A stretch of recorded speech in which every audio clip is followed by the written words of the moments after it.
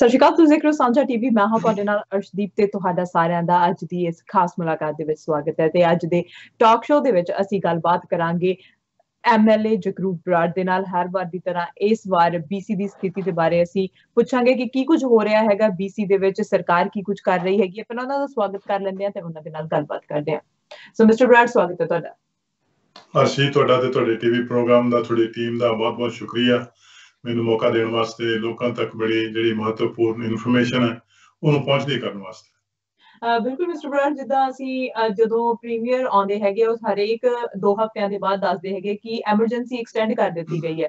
ਹੁਣ ਓਨਟਾਰੀਓ ਦੇ ਵਿੱਚ ਜਿਹੜੇ ਉਹਨਾਂ ਦੇ ਪ੍ਰੀਮੀਅਰ ਹੈਗੇ ਆ ਉਹ ਕਹਿ ਰਹੇ ਆ ਕਿ ਅਗਲੇ ਸਾਲ ਤੱਕ ਜਿਹੜੀ ਐਮਰਜੈਂਸੀ ਦੇ ਲਈ ਉਹਨਾਂ ਨੇ ਇੱਕ ਬਿੱਲ ਪੇਸ਼ ਕੀਤਾ ਸੀਗਾ। ਹੁਣ ਸਾਡੇ ਹੈਗਾ ਅਸੀਂ ਸਭ ਤੋਂ ਲੰਮੀ ਐਮਰਜੈਂਸੀ ਦੇ ਵਿੱਚ ਹੈਗੇ ਆ ਸਾਡੀ ਹਿਸਟਰੀ ਦੀ, ਤੇ ਹੁਣ ਜਿਹੜੀ ਐਮਰਜੈਂਸੀ 21 ਜੁਲਾਈ ਤੱਕ ਵਧਾ ਦਿੱਤੀ ਗਈ ਹੈ। ਹੁਣ ਇਸ ਐਮਰਜੈਂਸੀ ਦਾ ਕੀ ਮਤਲਬ ਹੈ ਬੀਸੀ ਦੇ ਵਿੱਚ? ਬਿਲਕੁਲ ਤੁਹਾਡੀ ਗੱਲ ਠੀਕ ਹੈ ਜੀ। ਕੱਲ ਬੀਸੀ ਦੇ ਜਿਹੜੇ ਪ੍ਰੀਮੀਅਰ ਨੇ ਪਿਛਲੇ ਹਫ਼ਤੇ ਜਿਹੜੀ ਪ੍ਰੋਵਿੰਸ਼ੀਅਲ ਸਟੇਟ ਆਫ ਐਮਰਜੈਂਸੀ ਹੈ ਉਸਨੂੰ 2 ਹਫ਼ਤਿਆਂ ਵਾਸਤੇ ਅੱਗੇ ਵਧਾ ਦਿੱਤਾ ਗਿਆ 21 ਜੁਲਾਈ ਤੱਕ, ਜਿਵੇਂ ਤੁਸੀਂ ਕਿਹਾ। ਜਿਹੜਾ ਹੁਣ ਮੌਜੂਦਾ ਕਾਨੂੰਨ ਹੈਗਾ ਜੀ ਉਹਦੇ ਥੱਲੇ ਸਿਰਫ 2 ਹਫ਼ਤਿਆਂ ਵਾਸਤੇ ਹੀ ਜਿਹੜੀ ਐਮਰਜੈਂਸੀ ਨੂੰ ਐਕਸਟੈਂਡ ਕੀਤਾ ਜਾ ਸਕਦਾ। ਇਸੇ ਲਈ ਬਾਰ-ਬਾਰ ਜਿਹੜੀ ਐਕਸਟੈਂਡ ਉਹ ਹੋ ਰਹੀ ਹੈ। ਰਿਵਿਊ ਵਾਸਤੇ ਜਿਹੜਾ ਇਸ ਵੇਲੇ ਲੈਜਿਸਲੇਚਰ ਦੇ ਵਿੱਚੋਂ ਹੈਗਾ ਉਹਦਾ ਰਿਵਿਊ ਹੋ ਰਿਹਾ। ਰਿਵਿਊ ਹੋ ਕੇ ਉਹਦੇ ਵਿੱਚ ਕੀ ਅਮੈਂਡਮੈਂਟ ਹੋ ਸਕਦੀਆਂ ਆਉਣ ਵਾਲਾ ਟਾਈਮ ਜਿਹੜਾ ਉਹ ਦੱਸੂਗਾ।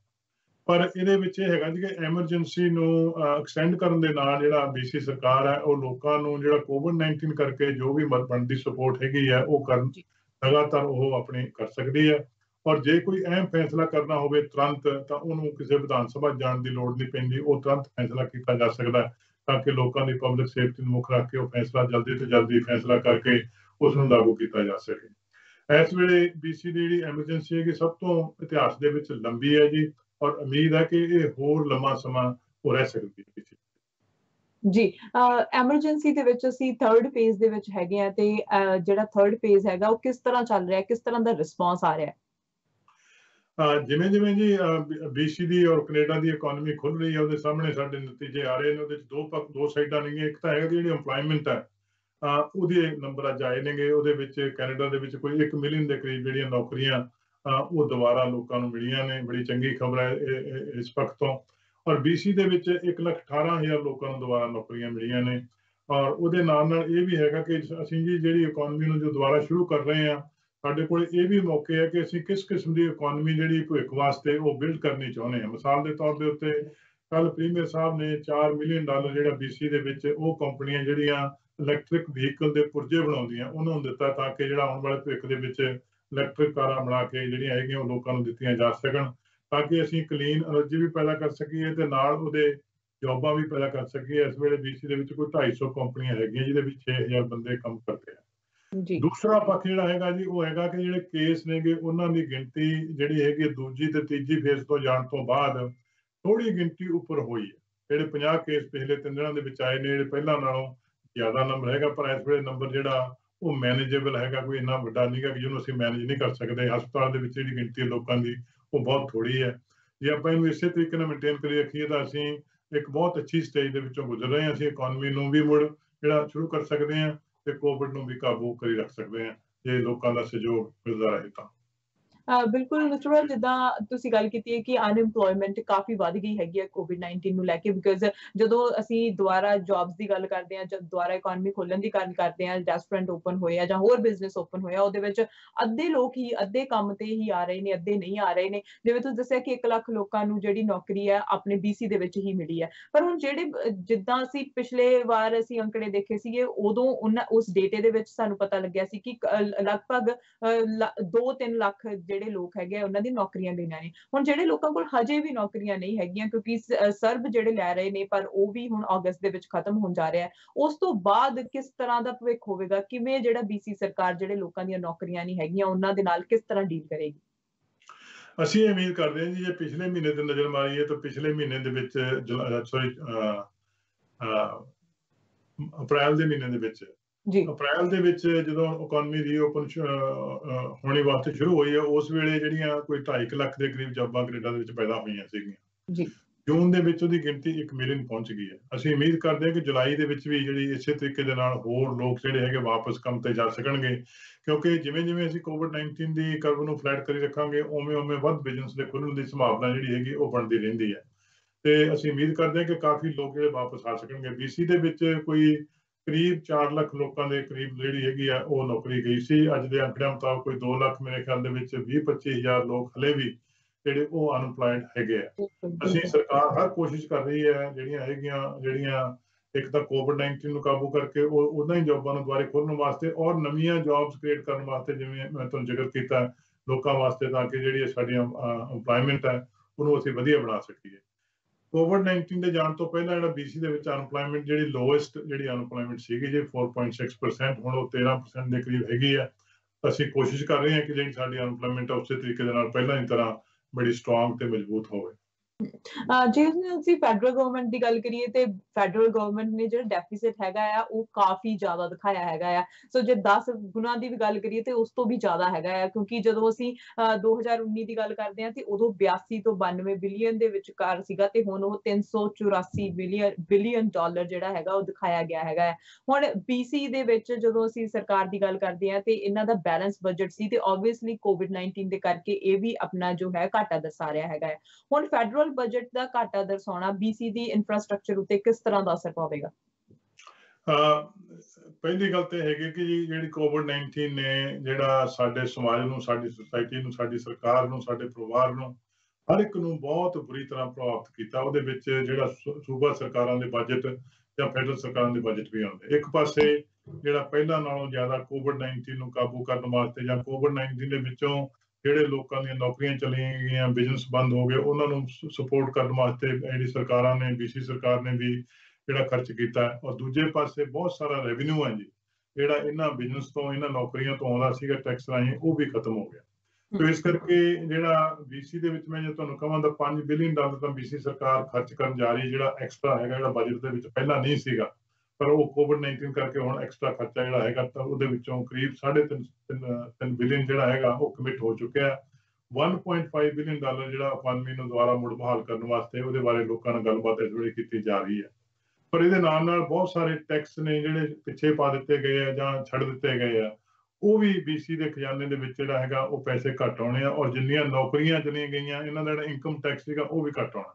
ਤੋ ਕੁੱਲ ਮਿਲਾ ਕੇ ਜਿਹੜਾ ਹੈਗਾ ਘਾਟਾ ਹੈਗਾ ਉਹ 5 ਬਿਲੀਅਨ ਤੋਂ ਕਿਤੇ ਜ਼ਿਆਦਾ ਹੋਣਾ ਜੀ, ਜਦੋਂ ਕਿ BC ਦਾ ਜਿਹੜਾ ਬਜਟ ਸੀਗਾ ਉਹ ਸਰਪਲਸ ਦੇ ਵਿੱਚ ਸੀਗਾ। ਤੇ ਜਿਹੜਾ ਹੈਗਾ ਕੋਵਿਡ ਦੇ ਆਉਣ ਤੋਂ ਪਹਿਲਾਂ 3 ਸਾਲ ਲਗਾਤਾਰ ਜਿਹੜਾ ਸਰਪਲਸ ਬਜਟ ਰਿਹਾ, ਉਹ ਵੀ ਉਸ ਸਮੇਂ ਜਦੋਂ BC ਸਰਕਾਰ ਨੇ ਬਹੁਤ ਵੱਡੀ ਇਨਵੈਸਟਮੈਂਟ ਇਨਫਰਾਸਟ੍ਰਕਚਰ ਦੇ ਵਿੱਚ ਪਾਈ ਹੈ, ਹੈਲਥ ਕੇਅਰ ਦੇ ਵਿੱਚ ਪਾਈ ਹੈ ਤੇ ਐਜੂਕੇਸ਼ਨ ਦੇ ਵਿੱਚ ਪਾਈ ਹੈ। ਪਰ ਹੁਣ ਹਾਲਾਤ ਕੰਪਲੀਟ ਬਦਲ ਗਏ, ਸਾਨੂੰ ਨਵੇਂ ਹਾਲਾਤਾਂ ਦੇ ਮੁਤਾਬਕ ਉਹ ਦੇਖਣਾ ਪਊਗਾ। ਅੱਜ ਇਹਦੇ ਜਿਹੜੇ ਅੰਕੜੇ ਨੇ ਜੀ, ਉਹ ਸਾਡੀ ਜਿਹੜੀ ਫਾਈਨੈਂਸ ਮਿਨਿਸਟਰ ਹੈਗੀ ਆ ਆਨਰੇਬਲ ਕੈਰਲ ਜੇਮਸ, ਉਹ BC ਦੇ ਲੋਕਾਂ ਸਾਹਮਣੇ ਉਹ ਰੱਖਣਗੇ ਜੀ ਅਨਪਲਾਇਮੈਂਟ ਬਾਰੇ ਤੇ ਪ੍ਰੋਬੇਬਲੀ ਬਜਟ ਦੀਆਂ ਫਿਗਰਸ ਬਾਰੇ। ਆਪਾਂ ਜਦੋਂ ਟੈਕਸ ਦੀ ਗੱਲ ਕਰਦੇ ਹਾਂ ਕਿ ਇਸ ਵਾਰ ਜਿਹੜਾ ਟੈਕਸ ਹੈਗਾ ਉਹ ਵੀ ਪਿੱਛੇ ਪਾ ਦਿੱਤਾ ਗਿਆ ਹੈਗਾ, ਉਹ ਜਿਹੜੀ ਇਨਕਮ ਹੁੰਦੀ ਸੀ ਸਰਕਾਰ ਨੂੰ ਉਹ ਵੀ ਨਹੀਂ ਹੋਈ ਹੈਗੀ। ਸੋ ਹੋਰ ਬਹੁਤ ਸਾਰੀਆਂ ਚੀਜ਼ਾਂ ਨੇ ਜਿਹੜੀਆਂ ਸਾਹਮਣੇ ਆ ਰਹੀਆਂ ਨੇ ਤੇ ਨਾਲ ਨਾਲ ਹੁਣ NDP ਲੀਡਰ ਦੀ ਜੋ ਗੱਲ ਕਰੀਏ, ਉਹ ਕਹਿ ਰਹੇ ਨੇ ਟੈਕਸ ਉਹਨਾਂ ਨੂੰ ਲਗਾਓ ਜਿਹੜੇ ਅਮੀਰ ਲੋਕ ਨੇ। ਤੁਹਾਡਾ ਕੀ ਕਹਿਣਾ ਹੈ ਇਸ ਸਟੇਟਮੈਂਟ ਦੇ ਉੱਤੇ? ਜਿਹੜਾ ਟੈਕਸ ਹੈ ਜੀ, ਤੁਸੀਂ ਫੈਡਰਲ ਲੀਡਰ ਦੀ ਗੱਲ ਕਰਦੇ ਹੋ, ਅਸੀਂ BC ਦੇ ਵਿੱਚ ਜਿਹੜਾ ਟੈਕਸ ਹੈ ਉਹ ਸਾਰੇ ਲੋਕਾਂ ਵਾਸਤੇ ਬੜਾ ਫੇਅਰ ਪਾਲਿਸੀ ਨਾਲ ਚੱਲੇ ਆ। ਪਰ ਇਹਦੇ ਵਿੱਚ ਇਹ ਜ਼ਰੂਰ ਰੱਖਿਆ ਅਸੀਂ ਕਿ ਪਿਛਲੇ ਜੇ 16 ਸਾਲ ਦੇਖੀਏ, 16 ਸਾਲਾਂ ਦੇ ਵਿੱਚ ਜੇ ਕੋਈ ਟੈਕਸ ਦੀ ਛੋਟ ਦਿੱਤੀ ਗਈ ਹੈ ਤਾਂ ਮੋਟੇ ਤੌਰ ਦੇ ਉੱਤੇ ਜਿਹੜੇ ਉੱਪਰ ਬਿਜ਼ਨਸ ਸੀਗੇ ਟਾਪ 1% ਲੋਕਾਂ ਨੂੰ ਵੱਧ ਜਿਹੜੀ ਛੋਟ ਦਿੱਤੀ ਗਈ। ਜਿਹੜੇ ਥੱਲੇ ਲੋਕਾਂ ਦੇ ਉੱਤੇ, ਜਿਹੜਾ ਆਮ ਲੋਕਾਂ ਦੇ ਉੱਤੇ ਬੋਝ ਪਾਇਆ ਗਿਆ, ਚਾਹੇ ਉਹ BC ਹਾਈਡਰੋ ਦਾ ਹੋਵੇ ਜਾਂ ICBC ਦਾ ਹੋਵੇ ਜਾਂ ਕੋਈ ਹਾਊਸਿੰਗ ਦੀ ਕਾਸਟ ਬੜੀ ਉੱਪਰ ਚਲੀ ਗਈ ਉਹ ਹੋਵੇ। ਅਸੀਂ ਅਫੋਰਡੇਬਿਲਿਟੀ ਨੂੰ ਲੈ ਕੇ ਜਿਹੜਾ ਉਹ ਜਿੱਤੇ ਹਾਂ ਜੀ। ਇਸ ਕਰਕੇ ਅਸੀਂ ਜਿਹੜਾ ਤੁਹਾਡੇ ਯਾਦ ਹੋਣਾ ਬਿਗੇਸਟ ਟੈਕਸ ਬ੍ਰੇਕ ਜਿਹੜਾ ਇਨ ਦੀ ਹਿਸਟਰੀ ਆਫ ਦੀ ਪ੍ਰੋਵਿੰਸ ਉਹ ਲੋਕਾਂ ਨੂੰ ਦਿੱਤਾ, ਜਿਹੜਾ MSP ਇੱਕ ਪਰਿਵਾਰ ਕੋਈ ਆਲਮੋਸਟ $1,800 ਤੱਕ ਦਾ ਪੈਦਾ ਹੋ ਸਕਦਾ। MSP ਨੂੰ ਕੰਪਲੀਟ ਤੌਰ ਦੇ ਉੱਤੇ ਉਹ ਖਤਮ ਕਰ ਦਿੱਤਾ ਗਿਆ। ਤਾਂ ਇਸੇ ਤਰੀਕੇ ਨਾਲ ਚਾਈਲਡ ਟੈਕਸ ਕ੍ਰੈਡਿਟ ਦਿੱਤਾ ਗਿਆ ਲੋਕਾਂ ਨੂੰ ਤਾਂ ਕਿ ਲੋਕਾਂ ਦੀ ਜ਼ਿੰਦਗੀ ਸੌਖੀ ਹੋਵੇ। ਇਸੇ ਤਰੀਕੇ ਨਾਲ ਟੋਲ ਟੈਕਸ ਜਿਹੜੇ ਉਹ ਚੱਕ ਦਿੱਤੇ ਗਏ ਆ। ਬਹੁਤ ਸਾਰੇ ਟੈਕਸ ਅਸੀਂ ਚੱਕ ਦਿੱਤੇ ਗਏ। ਸੋ ਆਮ ਲੋਕਾਂ ਤੋਂ, ਜਿਹੜੇ ਮਿਡਲ ਕਲਾਸ ਲੋਕਾਂ ਤੋਂ ਅਸੀਂ ਟੈਕਸ ਘਟਾ ਰਹੇ ਹਾਂ।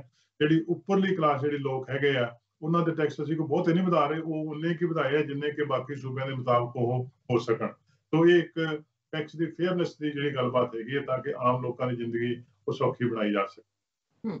ਕੋਵਿਡ-19 ਨੂੰ ਦੇਖਦੇ ਹੋਏ ਅਸੀਂ ਦੇਖਿਆ ਹੈਗਾ ਕਿ ਬਹੁਤ ਸਾਰੇ ਲੋਕਾਂ ਨੂੰ ਜਿਹੜੀ ਅਸਿਸਟੈਂਸ ਮਿਲ ਰਹੀ ਸੀਗੀ, ਉਹ ਵਧਾ ਦਿੱਤੀ ਗਈ ਆ। ਹੁਣ ਅਸੀਂ ਜਦੋਂ ਡਿਸੇਬਲ ਲੋਕਾਂ ਦੀ ਗੱਲ ਕਰਦੇ ਹਾਂ, ਸੀਨੀਅਰ ਲੋਕਾਂ ਦੀ ਗੱਲ ਕਰਦੇ ਹਾਂ, ਤੇ ਜਿਹੜਾ ਜੀ BC ਇਨਕਮ ਦੇ ਰਹੀ ਸੀ, ਉਹ ਵਧਾ ਦਿੱਤੀ ਗਈ ਹੈਗੀ। ਸੋ ਕਦੋਂ ਤੱਕ ਇਹ ਜਿਹੜੀ ਇਨਕਮ ਵਧਾਈ ਗਈ ਹੈ BC ਸਰਕਾਰ ਦੇ ਵੱਲੋਂ? ਜੀ, ਇਹਦੇ ਵਿੱਚ ਪਹਿਲੀ ਗੱਲ ਤਾਂ ਦੇਖਣ ਦੀ ਹੈਗੀ ਕਿ ਸੂਬਾ ਸਰਕਾਰ ਤੇ ਫੈਡਰਲ ਸਰਕਾਰ ਉਹ ਮੈਂ ਇਹ ਤਾਂ ਨਹੀਂ ਕਹਿੰਦਾ ਮਿਲ ਕੇ ਚੱਲ ਰਹੀਆਂ, ਪਰ ਇੱਕ ਦੂਜੇ ਦੀ ਗੱਲ ਸਮਝ ਕੇ ਉਹ ਚੱਲ ਰਹੀਆਂ ਨੇ। ਉਹਦੇ ਵਿੱਚ ਜਿਹੜਾ ਇਸ ਵੇਲੇ ਲੋਕ ਬੜੇ ਔਖੇ ਸਮੇਂ ਚੋਂ ਗੁਜ਼ਰ ਰਹੇ ਆ, ਉਹਨਾਂ ਦੀ ਇਸ ਵੇਲੇ ਮਦਦ ਕਰਨੀ ਬੜੀ ਜ਼ਰੂਰੀ ਆ। ਔਰ BC ਸਰਕਾਰ ਬੜੀ ਸੋਚ ਸਮਝ ਕੇ ਜਿਹੜੇ ਲੋੜਵੰਦ ਲੋਕ ਨੇ ਉਹਨਾਂ ਦੀ ਮਦਦ ਕਰ ਰਹੀ ਹੈ ਇਸ ਸਮੇਂ ਦੇ ਵਿੱਚ। ਉਹਦੇ ਵਿੱਚ ਜਿਹੜਾ $300 ਦਾ ਕ੍ਰਾਈਸਿਸ ਸਪਲੀਮੈਂਟ ਸੀਗਾ ਕੋਵਿਡ-19 ਕਰਕੇ ਦਿੱਤਾ ਗਿਆ, ਪਹਿਲਾਂ 3 ਮਹੀਨਿਆਂ ਦਿੱਤਾ ਜਾ ਚੁੱਕਿਆ, ਉਸ ਨੂੰ 2 ਹੋਰ ਮਹੀਨਿਆਂ ਵਾਸਤੇ ਜਿਹੜਾ ਐਕਸਟੈਂਡ ਕਰ ਦਿੱਤਾ ਗਿਆ, ਅਗਸਤ ਤੇ ਸਤੰਬਰ ਵਾਸਤੇ। ਇਹ $300 ਉਹਨਾਂ ਲੋਕਾਂ ਨੂੰ ਮਿਲਣਾ ਹੈ ਜਿਹੜੇ ਲੋ ਇਨਕਮ ਸੀਨੀਅਰ ਨੇ, ਜਿਨ੍ਹਾਂ ਨੂੰ BC ਸੀਨੀਅਰ ਸਪਲੀਮੈਂਟ ਮਿਲਦਾ, ਜਾਂ ਜਿਹੜੇ ਲੋਕ ਇਨਕਮ ਅਸਿਸਟੈਂਟ ਤੇ ਹੈਗੇ ਆ, ਜਾਂ ਜਿਹੜੇ ਡਿਸੇਬਿਲਿਟੀ ਅਸਿਸਟੈਂਟ ਦੇ ਲੋਕ ਹੈਗੇ, ਉਹਨਾਂ ਨੂੰ ਇਹ ਮਿਲਣਾ ਹੈ। ਔਰ ਇਹਦੇ ਵਾਸਤੇ ਕੋਈ ਐਪਲੀਕੇਸ਼ਨ ਕਿਸੇ ਨੂੰ ਦੇਣ ਦੀ ਲੋੜ ਨਹੀਂ ਗੀ। ਇਹ ਆਪਣੇ ਆਪ ਜੁਲਾਈ ਦੇ ਵਿੱਚ ਤੇ ਅਗਸਤ ਦੇ ਵਿੱਚ ਇਹ ਲੋਕਾਂ ਨੂੰ ਜਿਹੜੇ ਚੈੱਕ ਆ ਉਹ ਸਰਕਾਰ ਵੱਲੋਂ ਭੇਜੇ ਜਾਣਗੇ। ਇਸ ਕਰਕੇ ਕਿਤੇ ਵੀ ਕੋਈ ਐਪਲੀਕੇਸ਼ਨ ਜਾਂ ਫੋਨ ਕਰਨ ਦੀ ਲੋੜ ਨਹੀਂ ਹੈ। ਅਸੀਂ ਜਦੋਂ ਸੀਨੀਅਰਸ ਦੀ ਗੱਲ ਕਰਦੇ ਹਾਂ ਤਾਂ ਸਾਡੇ ਦਿਮਾਗ ਦੇ ਵਿੱਚ ਆਉਂਦਾ ਹੈ ਹੈਲਥ ਕੇਅਰ ਤੇ ਸੀਨੀਅਰ ਕੇਅਰ ਹੋਮ, ਤੇ ਜਿੱਥੇ ਰਿਪੋਰਟ ਵੀ ਹੈਗੀ ਹੈ ਕਿ ਕੈਨੇਡਾ ਫੇਲ ਰਿਹਾ ਹੈਗਾ ਹੈ ਜਿਹੜਾ ਸੀਨੀਅਰ ਹੋਮ ਦੇ ਵਿੱਚ ਕੇਅਰ ਨੂੰ ਲੈ ਕੇ। ਹੁਣ BC ਦੇ ਵਿੱਚ ਜਿਹੜੇ ਸੀਨੀਅਰ ਹੋਮ ਹੈਗੇ ਆ ਉਹਨਾਂ ਨੂੰ ਲੈ ਕੇ ਕੀ ਕੁਝ ਤਬਦੀਲੀਆਂ ਕੀਤੀਆਂ ਜਾ ਰਹੀਆਂ ਨੇ? ਕਿਉਂਕਿ ਜਿਹੜੇ ਸੀਨੀਅਰਸ ਦੀ ਡੈਥ ਹੋਈ ਆ ਉਹ ਵੀ ਕੰਸਰਨਿੰਗ ਪੁਆਇੰਟ ਹੈਗਾ ਆ। ਕਿਸ ਤਰ੍ਹਾਂ ਜਿਹੜੀ ਸਥਿਤੀ ਹੈਗੀ ਆ ਉਹਨੂੰ ਚੇਂਜ ਕਰਨ ਦੀ ਕੋਸ਼ਿਸ਼ ਕੀਤੀ ਜਾ ਰਹੀ ਹੈ? ਜੀ, ਕੇਅਰ ਹੋਮਸ ਤੁਹਾਡੀ ਗੱਲ ਬਿਲਕੁਲ ਠੀਕ ਹੈ। BC ਦੇ ਵਿੱਚ ਜਿਹੜੇ ਹੌਟ ਸਪੌਟ ਕੋਵਿਡ-19 ਕਰਕੇ ਰਹੇ ਆ, ਨਾਟ BC ਦੇ ਵਿੱਚ ਬਲਕਿ ਕੈਨੇਡਾ ਦੇ ਵਿੱਚ, ਅਮਰੀਕਾ ਦੇ ਵਿੱਚ, ਜਿੱਥੇ ਯੂਰਪ ਦੇ ਵਿੱਚ, ਤੇ ਆਪਾਂ ਇੰਗਲੈਂਡ ਦੀ ਗੱਲ ਕਰੀਏ, ਫਰਾਂਸ ਦੀ ਕਰੀਏ, ਇਵਨ ਇਟਲੀ ਦੀ ਕਰੀਏ, ਜਿੱਥੇ ਸੀਨੀਅਰ ਕੇਅਰ ਹੋਮਸ ਹੈਗੇ ਜਿਹੜੇ ਸਮਾਜ ਦੇ ਵਿੱਚ, ਉੱਥੇ ਜਿਹੜਾ ਸਭ ਤੋਂ ਵੱਡਾ ਇੰਪੈਕਟ, ਜਾਨੀ ਨੁਕਸਾਨ ਜਿਹੜਾ ਕੀਤਾ ਕੋਵਿਡ-19 ਨੇ, ਉਹ ਕੇਅਰ ਹੋਮਸ ਦੇ ਵਿੱਚ ਕੀਤਾ। ਉਹਦਾ ਕਾਰਨ ਇਹ ਹੈ ਕਿ ਜਦੋਂ ਵੀ ਕਿਸੇ ਕੇਅਰ ਹੋਮਸ ਦੇ ਵਿੱਚ ਕੋਵਿਡ-19 ਵੜ ਜਾਂਦਾ ਹੈ, ਉੱਥੋਂ ਕੱਢਣਾ ਉਹਨੂੰ ਬਹੁਤ ਔਖਾ ਹੋ ਜਾਂਦਾ। ਉਹਦਾ ਰੀਜ਼ਨ ਇਹ ਹੈ ਕਿ ਉੱਥੇ ਜਿਹੜੇ 70, 80, 90, 100 ਸਾਲ ਦੇ ਬਜ਼ੁਰਗ ਰਹਿੰਦੇ ਆ, ਉਹਨਾਂ ਨੂੰ ਹੋਰ ਬੜੀਆਂ ਬਿਮਾਰੀਆਂ ਨੇ। ਇਸ ਕਰਕੇ ਉੱਥੋਂ ਉਹਨੂੰ ਕੱਢਣਾ ਬਹੁਤ ਔਖਾ ਹੋ ਜਾਂਦਾ। ਇਸ ਕਰਕੇ ਵੱਡਾ ਨੁਕਸਾਨ ਉੱਥੇ ਹੋਇਆ।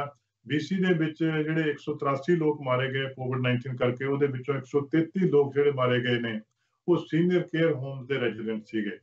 ਪਰ ਉਹਦੇ ਜਿਹੜੇ ਮੈਂ ਇੱਕ ਫੈਕਟ ਤੁਹਾਡੇ ਸਾਹਮਣੇ ਲਿਆਉਣਾ ਚਾਹੁੰਦਾ, ਉਹ ਇਹ ਹੈਗਾ ਕਿ BC ਸਰਕਾਰ ਜਿਹੜੀ NDP ਸਰਕਾਰ ਬਣਨ ਵੇਲੇ ਜਦੋਂ ਬਣੀ ਹੈ ਸਰਕਾਰ, ਉਸ ਵੇਲੇ BC ਦੇ 80% ਕੇਅਰ ਹੋਮ ਜਿਹੜੇ BC ਦੇ ਆਪਣੀ ਸਰਕਾਰ ਦੇ ਸਟੈਂਡਰਡ ਸੀਗੇ ਕਿ ਕਿੰਨੇ ਘੰਟੇ ਇੱਕ ਵਿਅਕਤੀ ਨੂੰ ਜਿਹੜਾ ਹੈਗਾ ਕੇਅਰ ਮਿਲਣੀ ਚਾਹੀਦੀ ਹੈ, ਉਹ ਪੂਰੇ ਨਹੀਂ ਸੀ ਕਰਦੇ। ਇੱਕ ਬਜ਼ੁਰਗ ਨੂੰ ਇੱਕ ਦਿਨ ਦੇ ਵਿੱਚ ਕਰੀਬ 3.5 ਘੰਟੇ ਜਿਹੜੀ ਹੈਗੀ ਆ ਉਹ ਸਰਵਿਸਿਜ਼ ਮਿਲਣੀਆਂ ਚਾਹੀਦੀਆਂ। 86% ਕੇਅਰ ਹੋਮ ਜਿਹੜੇ ਉਹ ਮੀਟ ਨਹੀਂ ਸੀ ਕਰਦੇ। ਜਦੋਂ ਅਸੀਂ ਟੇਕ ਓਵਰ ਕੀਤਾ, ਆਪਣਾ ਏਡਰੀਅਨ ਡਿਕਸ ਜਦੋਂ ਮੰਤਰੀ ਬਣੇ, ਉਹਨਾਂ ਨੇ ਤੇ ਕੰਮ ਕਰਨਾ ਸ਼ੁਰੂ ਕੀਤਾ। ਔਰ ਕੋਵਿਡ ਦੇ ਆਉਣ ਤੋਂ ਪਹਿਲਾਂ ਆਲਮੋਸਟ 90% ਜਿਹੜੇ ਕੇਅਰ ਹੋਮ ਦਾ ਜਿਹੜਾ ਹੈਗਾ ਉਹਨੂੰ ਲਿਫਟ ਕਰਕੇ ਉਹਨਾਂ ਨੂੰ ਸਟੈਂਡਰਡ ਤੇ ਲਿਆਂਦਾ ਗਿਆ ਸੀ, ਨਹੀਂ ਤਾਂ ਸ਼ਾਇਦ ਹੋਰ ਨੁਕਸਾਨ ਵੀ ਹੋ ਜਾਂਦਾ। ਇਸ ਕਰਕੇ ਜਿਹੜਾ ਇਹਦੇ ਤੇ ਹੋਰ ਵੀ ਕੰਮ ਕਰਨ ਦੀ ਲੋੜ ਹੈਗੀ, ਤਾਂ ਕਿ ਜੇ ਕਿ ਆਉਣ ਵਾਲੇ ਸਮੇਂ ਵਿੱਚ ਕੋਈ ਗੱਲ ਆਉਂਦੀ ਹੈ ਤਾਂ ਜਿਹੜੀ ਬਜ਼ੁਰਗਾਂ ਦੀ ਸੇਫਟੀ ਹੈ ਉਹਨੂੰ ਬਰਕਰਾਰ ਰੱਖਿਆ ਜਾ ਸਕੇ। ਕੇਅਰ ਹੋਮਸ ਦੇ ਨਾਲ ਨਾਲ ਹੁਣ ਜੇ ਅਸੀਂ ਗੱਲ ਕਰਦੇ ਹੈਗੇ ਆ ਰੇਸਿਜ਼ਮ ਦੀ, ਕਿਉਂਕਿ ਰੇਸਿਜ਼ਮ ਦੀ ਗੱਲ ਅਸੀਂ ਸੋਸਾਇਟੀਜ਼ ਦੇ ਵਿੱਚ ਵੀ ਕਰਦੇ ਹਾਂ, ਅਮਰੀਕਾ ਦੇ ਵਿੱਚ ਵੀ ਹੁਣ ਪ੍ਰੋਟੈਸਟ ਹੋ ਰਹੇ ਨੇ। ਤੇ ਹੁਣ ਪਿੱਛੇ ਜੇ ਏਡਰੀਅਨ ਡਿਕਸ ਦੇ ਦੁਆਰਾ ਜਿਹੜੀ ਰਿਪੋਰਟ ਜਿਹੜੀ ਜਨਤਕ ਕੀਤੀ ਗਈ ਸੀ, ਸਾਰਿਆਂ ਸਾਹਮਣੇ ਰੱਖੀ ਗਈ ਸੀ ਕਿ ਹੈਲਥ ਕੇਅਰ ਸਿਸਟਮ ਦੇ ਵਿੱਚ ਵੀ ਰੇਸਿਜ਼ਮ ਫੇਸ ਕੀਤਾ ਜਾ ਰਿਹਾ, ਉਹਨੂੰ ਲੈ ਕੇ ਕੀ ਅਪਡੇਟ ਹੈ? ਦੇਖੋ ਜੀ, ਰੇਸਿਜ਼ਮ ਜਿਹੜਾ ਹੈਗਾ, ਚਾਹੇ ਮੈਂ ਗੱਲ ਕਹੂੰਗਾ ਕਿ ਜੇ ਆਪਾਂ ਧਰਤੀ ਦੇ ਹਿਸਾਬ ਨਾਲ ਦੇਖੀਏ ਤਾਂ ਇਹ ਬੜੇ ਖੂਬਸੂਰਤ ਮੁਲਕ ਨੇ, ਖਾਸ ਕਰਕੇ ਜਿਹੜੇ ਮੁਲਕ ਦੇ ਵਿੱਚ ਆਪਾਂ ਬੈਠੇ ਹਾਂ, ਬਹੁਤ ਖੂਬਸੂਰਤ ਮੁਲਕ ਹਨ। ਔਰ ਇੱਥੇ ਜੇ ਰੇਸਿਜ਼ਮ ਦੀ ਆਪਾਂ ਦੇਖੀਏ ਤਾਂ ਬਾਕੀ ਬਹੁਤ ਸਾਰੇ ਮੁਲਕਾਂ ਦੇ ਨਾਲੋਂ ਬਹੁਤ ਘੱਟ ਹੈਗੀ ਹੈ। ਪਰ ਇੱਥੇ ਸਿਸਟੇਮੈਟਿਕ ਰੇਸਿਜ਼ਮ ਸਾਡੇ ਜਿਹੜੇ ਇੰਸਟੀਟਿਊਸ਼ਨ ਦੇ ਵਿੱਚ ਹੈਗਾ, ਕਿਉਂਕਿ ਬਹੁਤ ਸਾਰੇ ਜਿਹੜੇ ਕਾਨੂੰਨ ਬਣੇ ਆ, ਪਾਲਿਸੀਆਂ ਬਣੀਆਂ ਜੋ 40 ਸਾਲ ਪਹਿਲਾਂ ਬਣੀਆਂ, ਉਸ ਵੇਲੇ ਸਮਾਜ ਦੀ ਬਣਤਰ ਵੱਖਰੀ ਸੀ।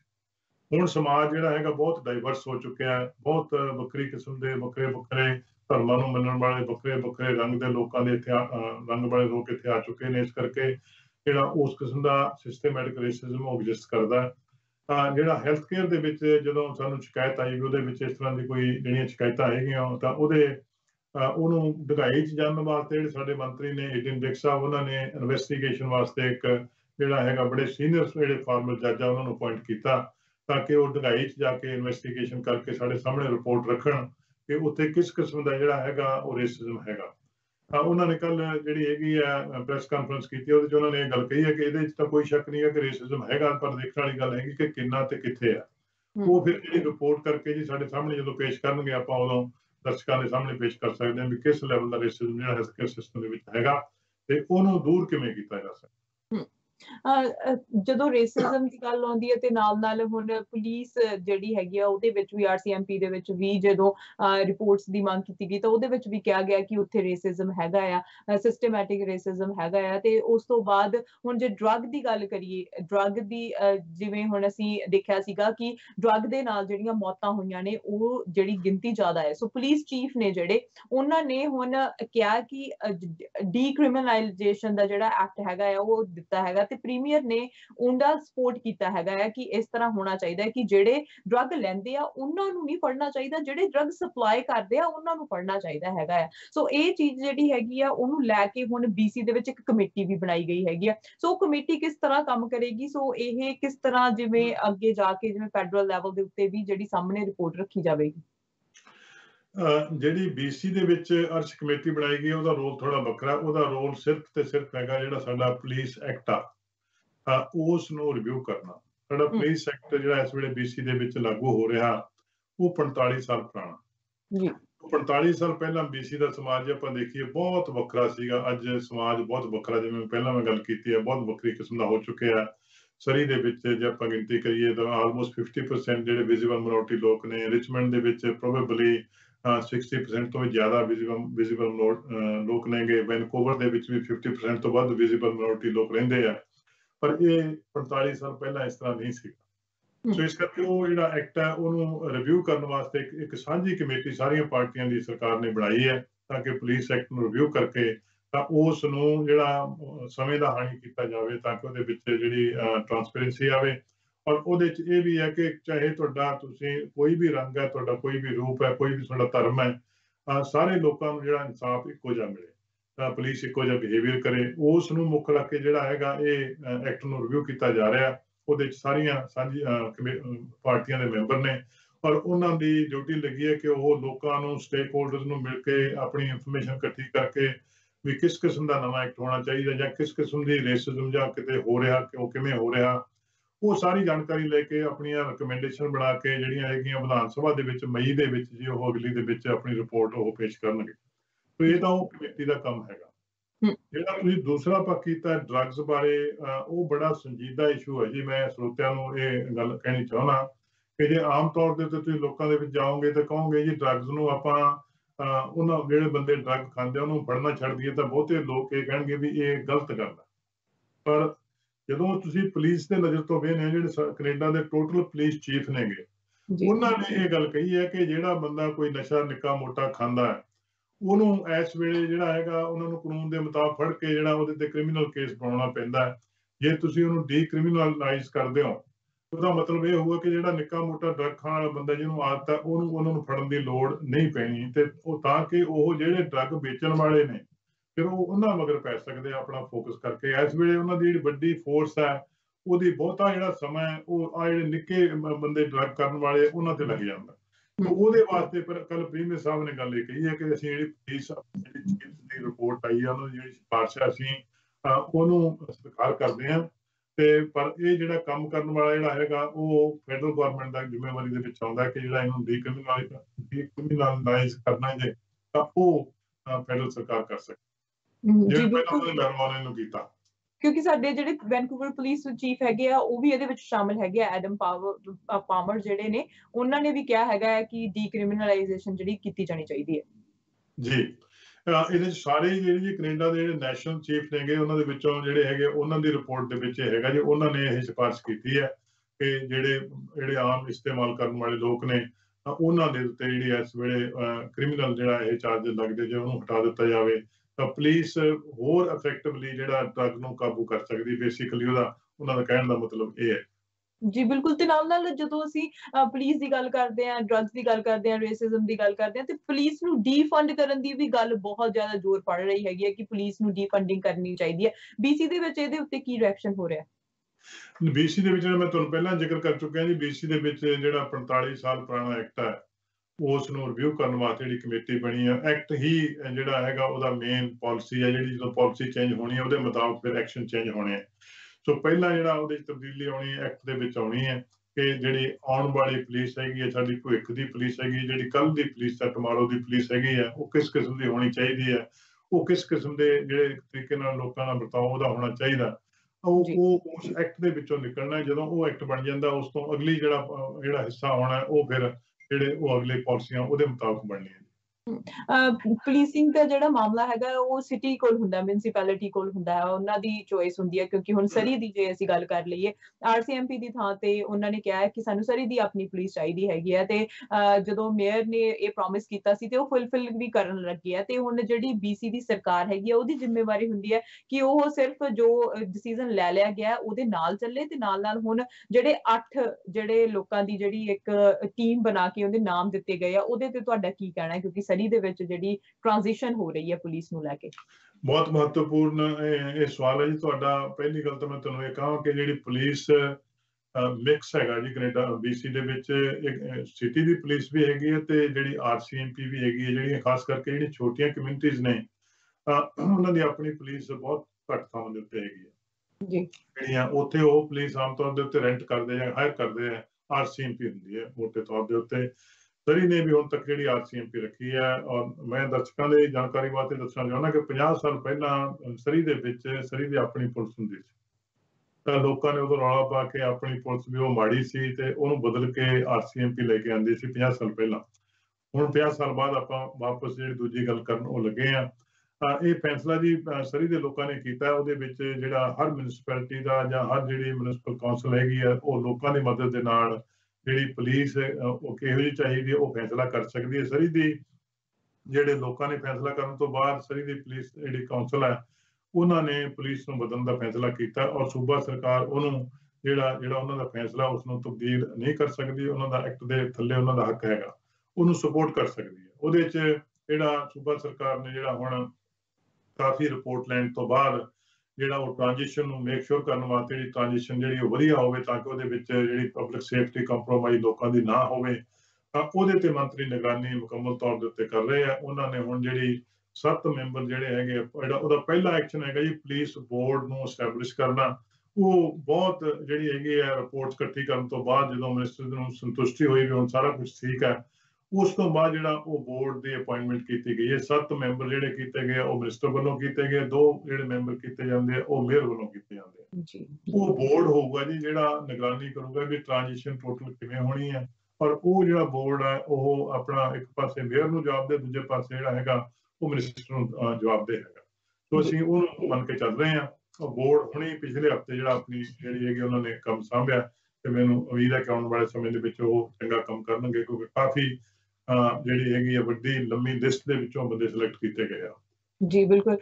ਮਿਸਟਰ ਬਰਾੜ, ਇਸੇ ਤਰ੍ਹਾਂ ਹੀ ਗੱਲਬਾਤ ਜਿਹੜੀ ਜਾਰੀ ਰੱਖਾਂਗੇ ਕਿਉਂਕਿ ਬਹੁਤ ਸਾਰੇ ਹੋਰ ਇਸ਼ੂ ਨੇ ਜਿਨ੍ਹਾਂ ਤੇ ਗੱਲਬਾਤ ਕਰਨ ਵਾਲੀ ਹੈ। ਬ੍ਰੇਕ ਲੈ ਲੈਂਦੇ ਹਾਂ ਤੇ ਬ੍ਰੇਕ ਤੋਂ ਬਾਅਦ ਵਾਪਸ ਆਉਂਦੇ ਹਾਂ।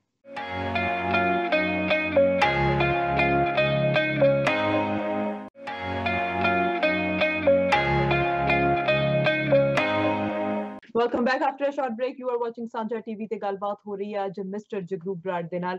ਸੋ ਮਿਸਟਰ ਬਰਾੜ, ਆਪਾਂ ਬ੍ਰੇਕ ਤੋਂ ਬਾਅਦ ਪਹਿਲਾਂ ਗੱਲਬਾਤ ਕੀਤੀ ਹੈਗੀ ਹੈ ਕਿ BC ਦੇ ਵਿੱਚ ਕੀ ਕੁਝ ਹੋ ਰਿਹਾ ਹੈਗਾ। ਹੁਣ COVID-19 ਨੂੰ ਲੈ ਕੇ ਸਾਰੇ ਅਸੀਂ ਇੱਕ ਪਾਸੇ ਤਾਂ ਅਸੀਂ ਕਹਿ ਰਹੇ ਹਾਂ ਕਿ ਅਸੀਂ ਇਕਨੋਮੀ ਖੋਲ ਰਹੇ ਹੈਗੇ ਆ, ਇੱਕ ਪਾਸੇ ਜਿਹੜੇ ਕੇਸ ਨੇ ਉਹ ਵੱਧ ਰਹੇ ਨੇ। ਸਾਨੂੰ ਦੂਜੀ ਵੇਵ ਦਾ ਵੀ ਡਰ ਹੈਗਾ ਕਿ ਦੂਜੀ ਵੇਵ ਵੀ ਆ ਸਕਦੀ ਹੈਗੀ ਹੈ, ਕੇਸ ਜਿਹੜੇ ਹੋਰ ਵੱਧ ਸਕਦੇ ਨੇ, ਸ਼ਾਇਦ ਇਸ ਤੋਂ ਵੱਡੀ ਵੇਵ ਵੀ ਆ ਸਕਦੀ ਹੈ, ਛੋਟੀ ਵੇਵ ਵੀ ਆ ਸਕਦੀ ਹੈ।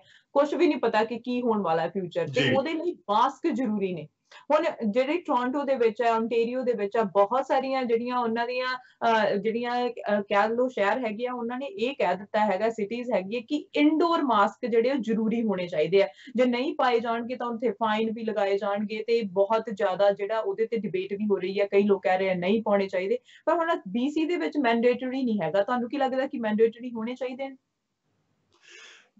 ਦੇਖੋ ਜੀ, ਮੈਨੂੰ ਇਹ ਲੱਗਦਾ ਕਿ ਸਾਨੂੰ BC ਦੇ ਵਿੱਚ ਜਿਹੜਾ COVID-19 ਦੀ ਫਾਈਟ ਨੂੰ ਲੀਡ ਕਰਨ ਵਾਸਤੇ ਜਿਹੜੇ ਸਾਡੇ ਪ੍ਰੋਵਿੰਸ਼ਲ ਹੈਲਥ ਅਫੀਸਰ ਨੇ ਡਾਕਟਰ ਬੋਨੀ ਹੈਨੋਈ, ਉਹ ਇਹ ਮੇਰੀ ਨਜ਼ਰ ਨਹੀਂ ਹੈ ਇਕੱਲੀ BC ਦੇ ਲੋਕਾਂ ਦੀ, ਔਰ ਬਲਕਿ ਗਲੋਬਲ ਕਮਿਊਨਿਟੀ ਦੀ ਨਜ਼ਰ ਹੈਗੀ ਕਿ one of the best shining light ਹੈਗੇ ਆ ਉਹ ਪ੍ਰੋਫੈਸ਼ਨਲ ਹੈਲਥ ਕੇਅਰ ਪ੍ਰੋਫੈਸ਼ਨਲ ਦੇ ਵਿੱਚੋਂ। ਉਹਨਾਂ ਨੇ ਸਾਨੂੰ ਬਹੁਤ ਵਧੀਆ ਤਰੀਕੇ ਦੇ ਨਾਲ ਹੁਣ ਤੱਕ ਜਿਹੜਾ ਕੋਵਿਡ ਦਾ ਸਫ਼ਰ ਕਰਵਾਇਆ ਬੜੀ ਸੇਫਟੀ ਦੇ ਨਾਲ, ਔਰ ਇਹ ਸਾਡੇ ਨੰਬਰ ਨੇਗੇ ਉਹ ਗਲੋਬਲ ਕਮਿਊਨਿਟੀ ਦੇ ਵਿੱਚ ਲੋਐਸਟ ਨੰਬਰ।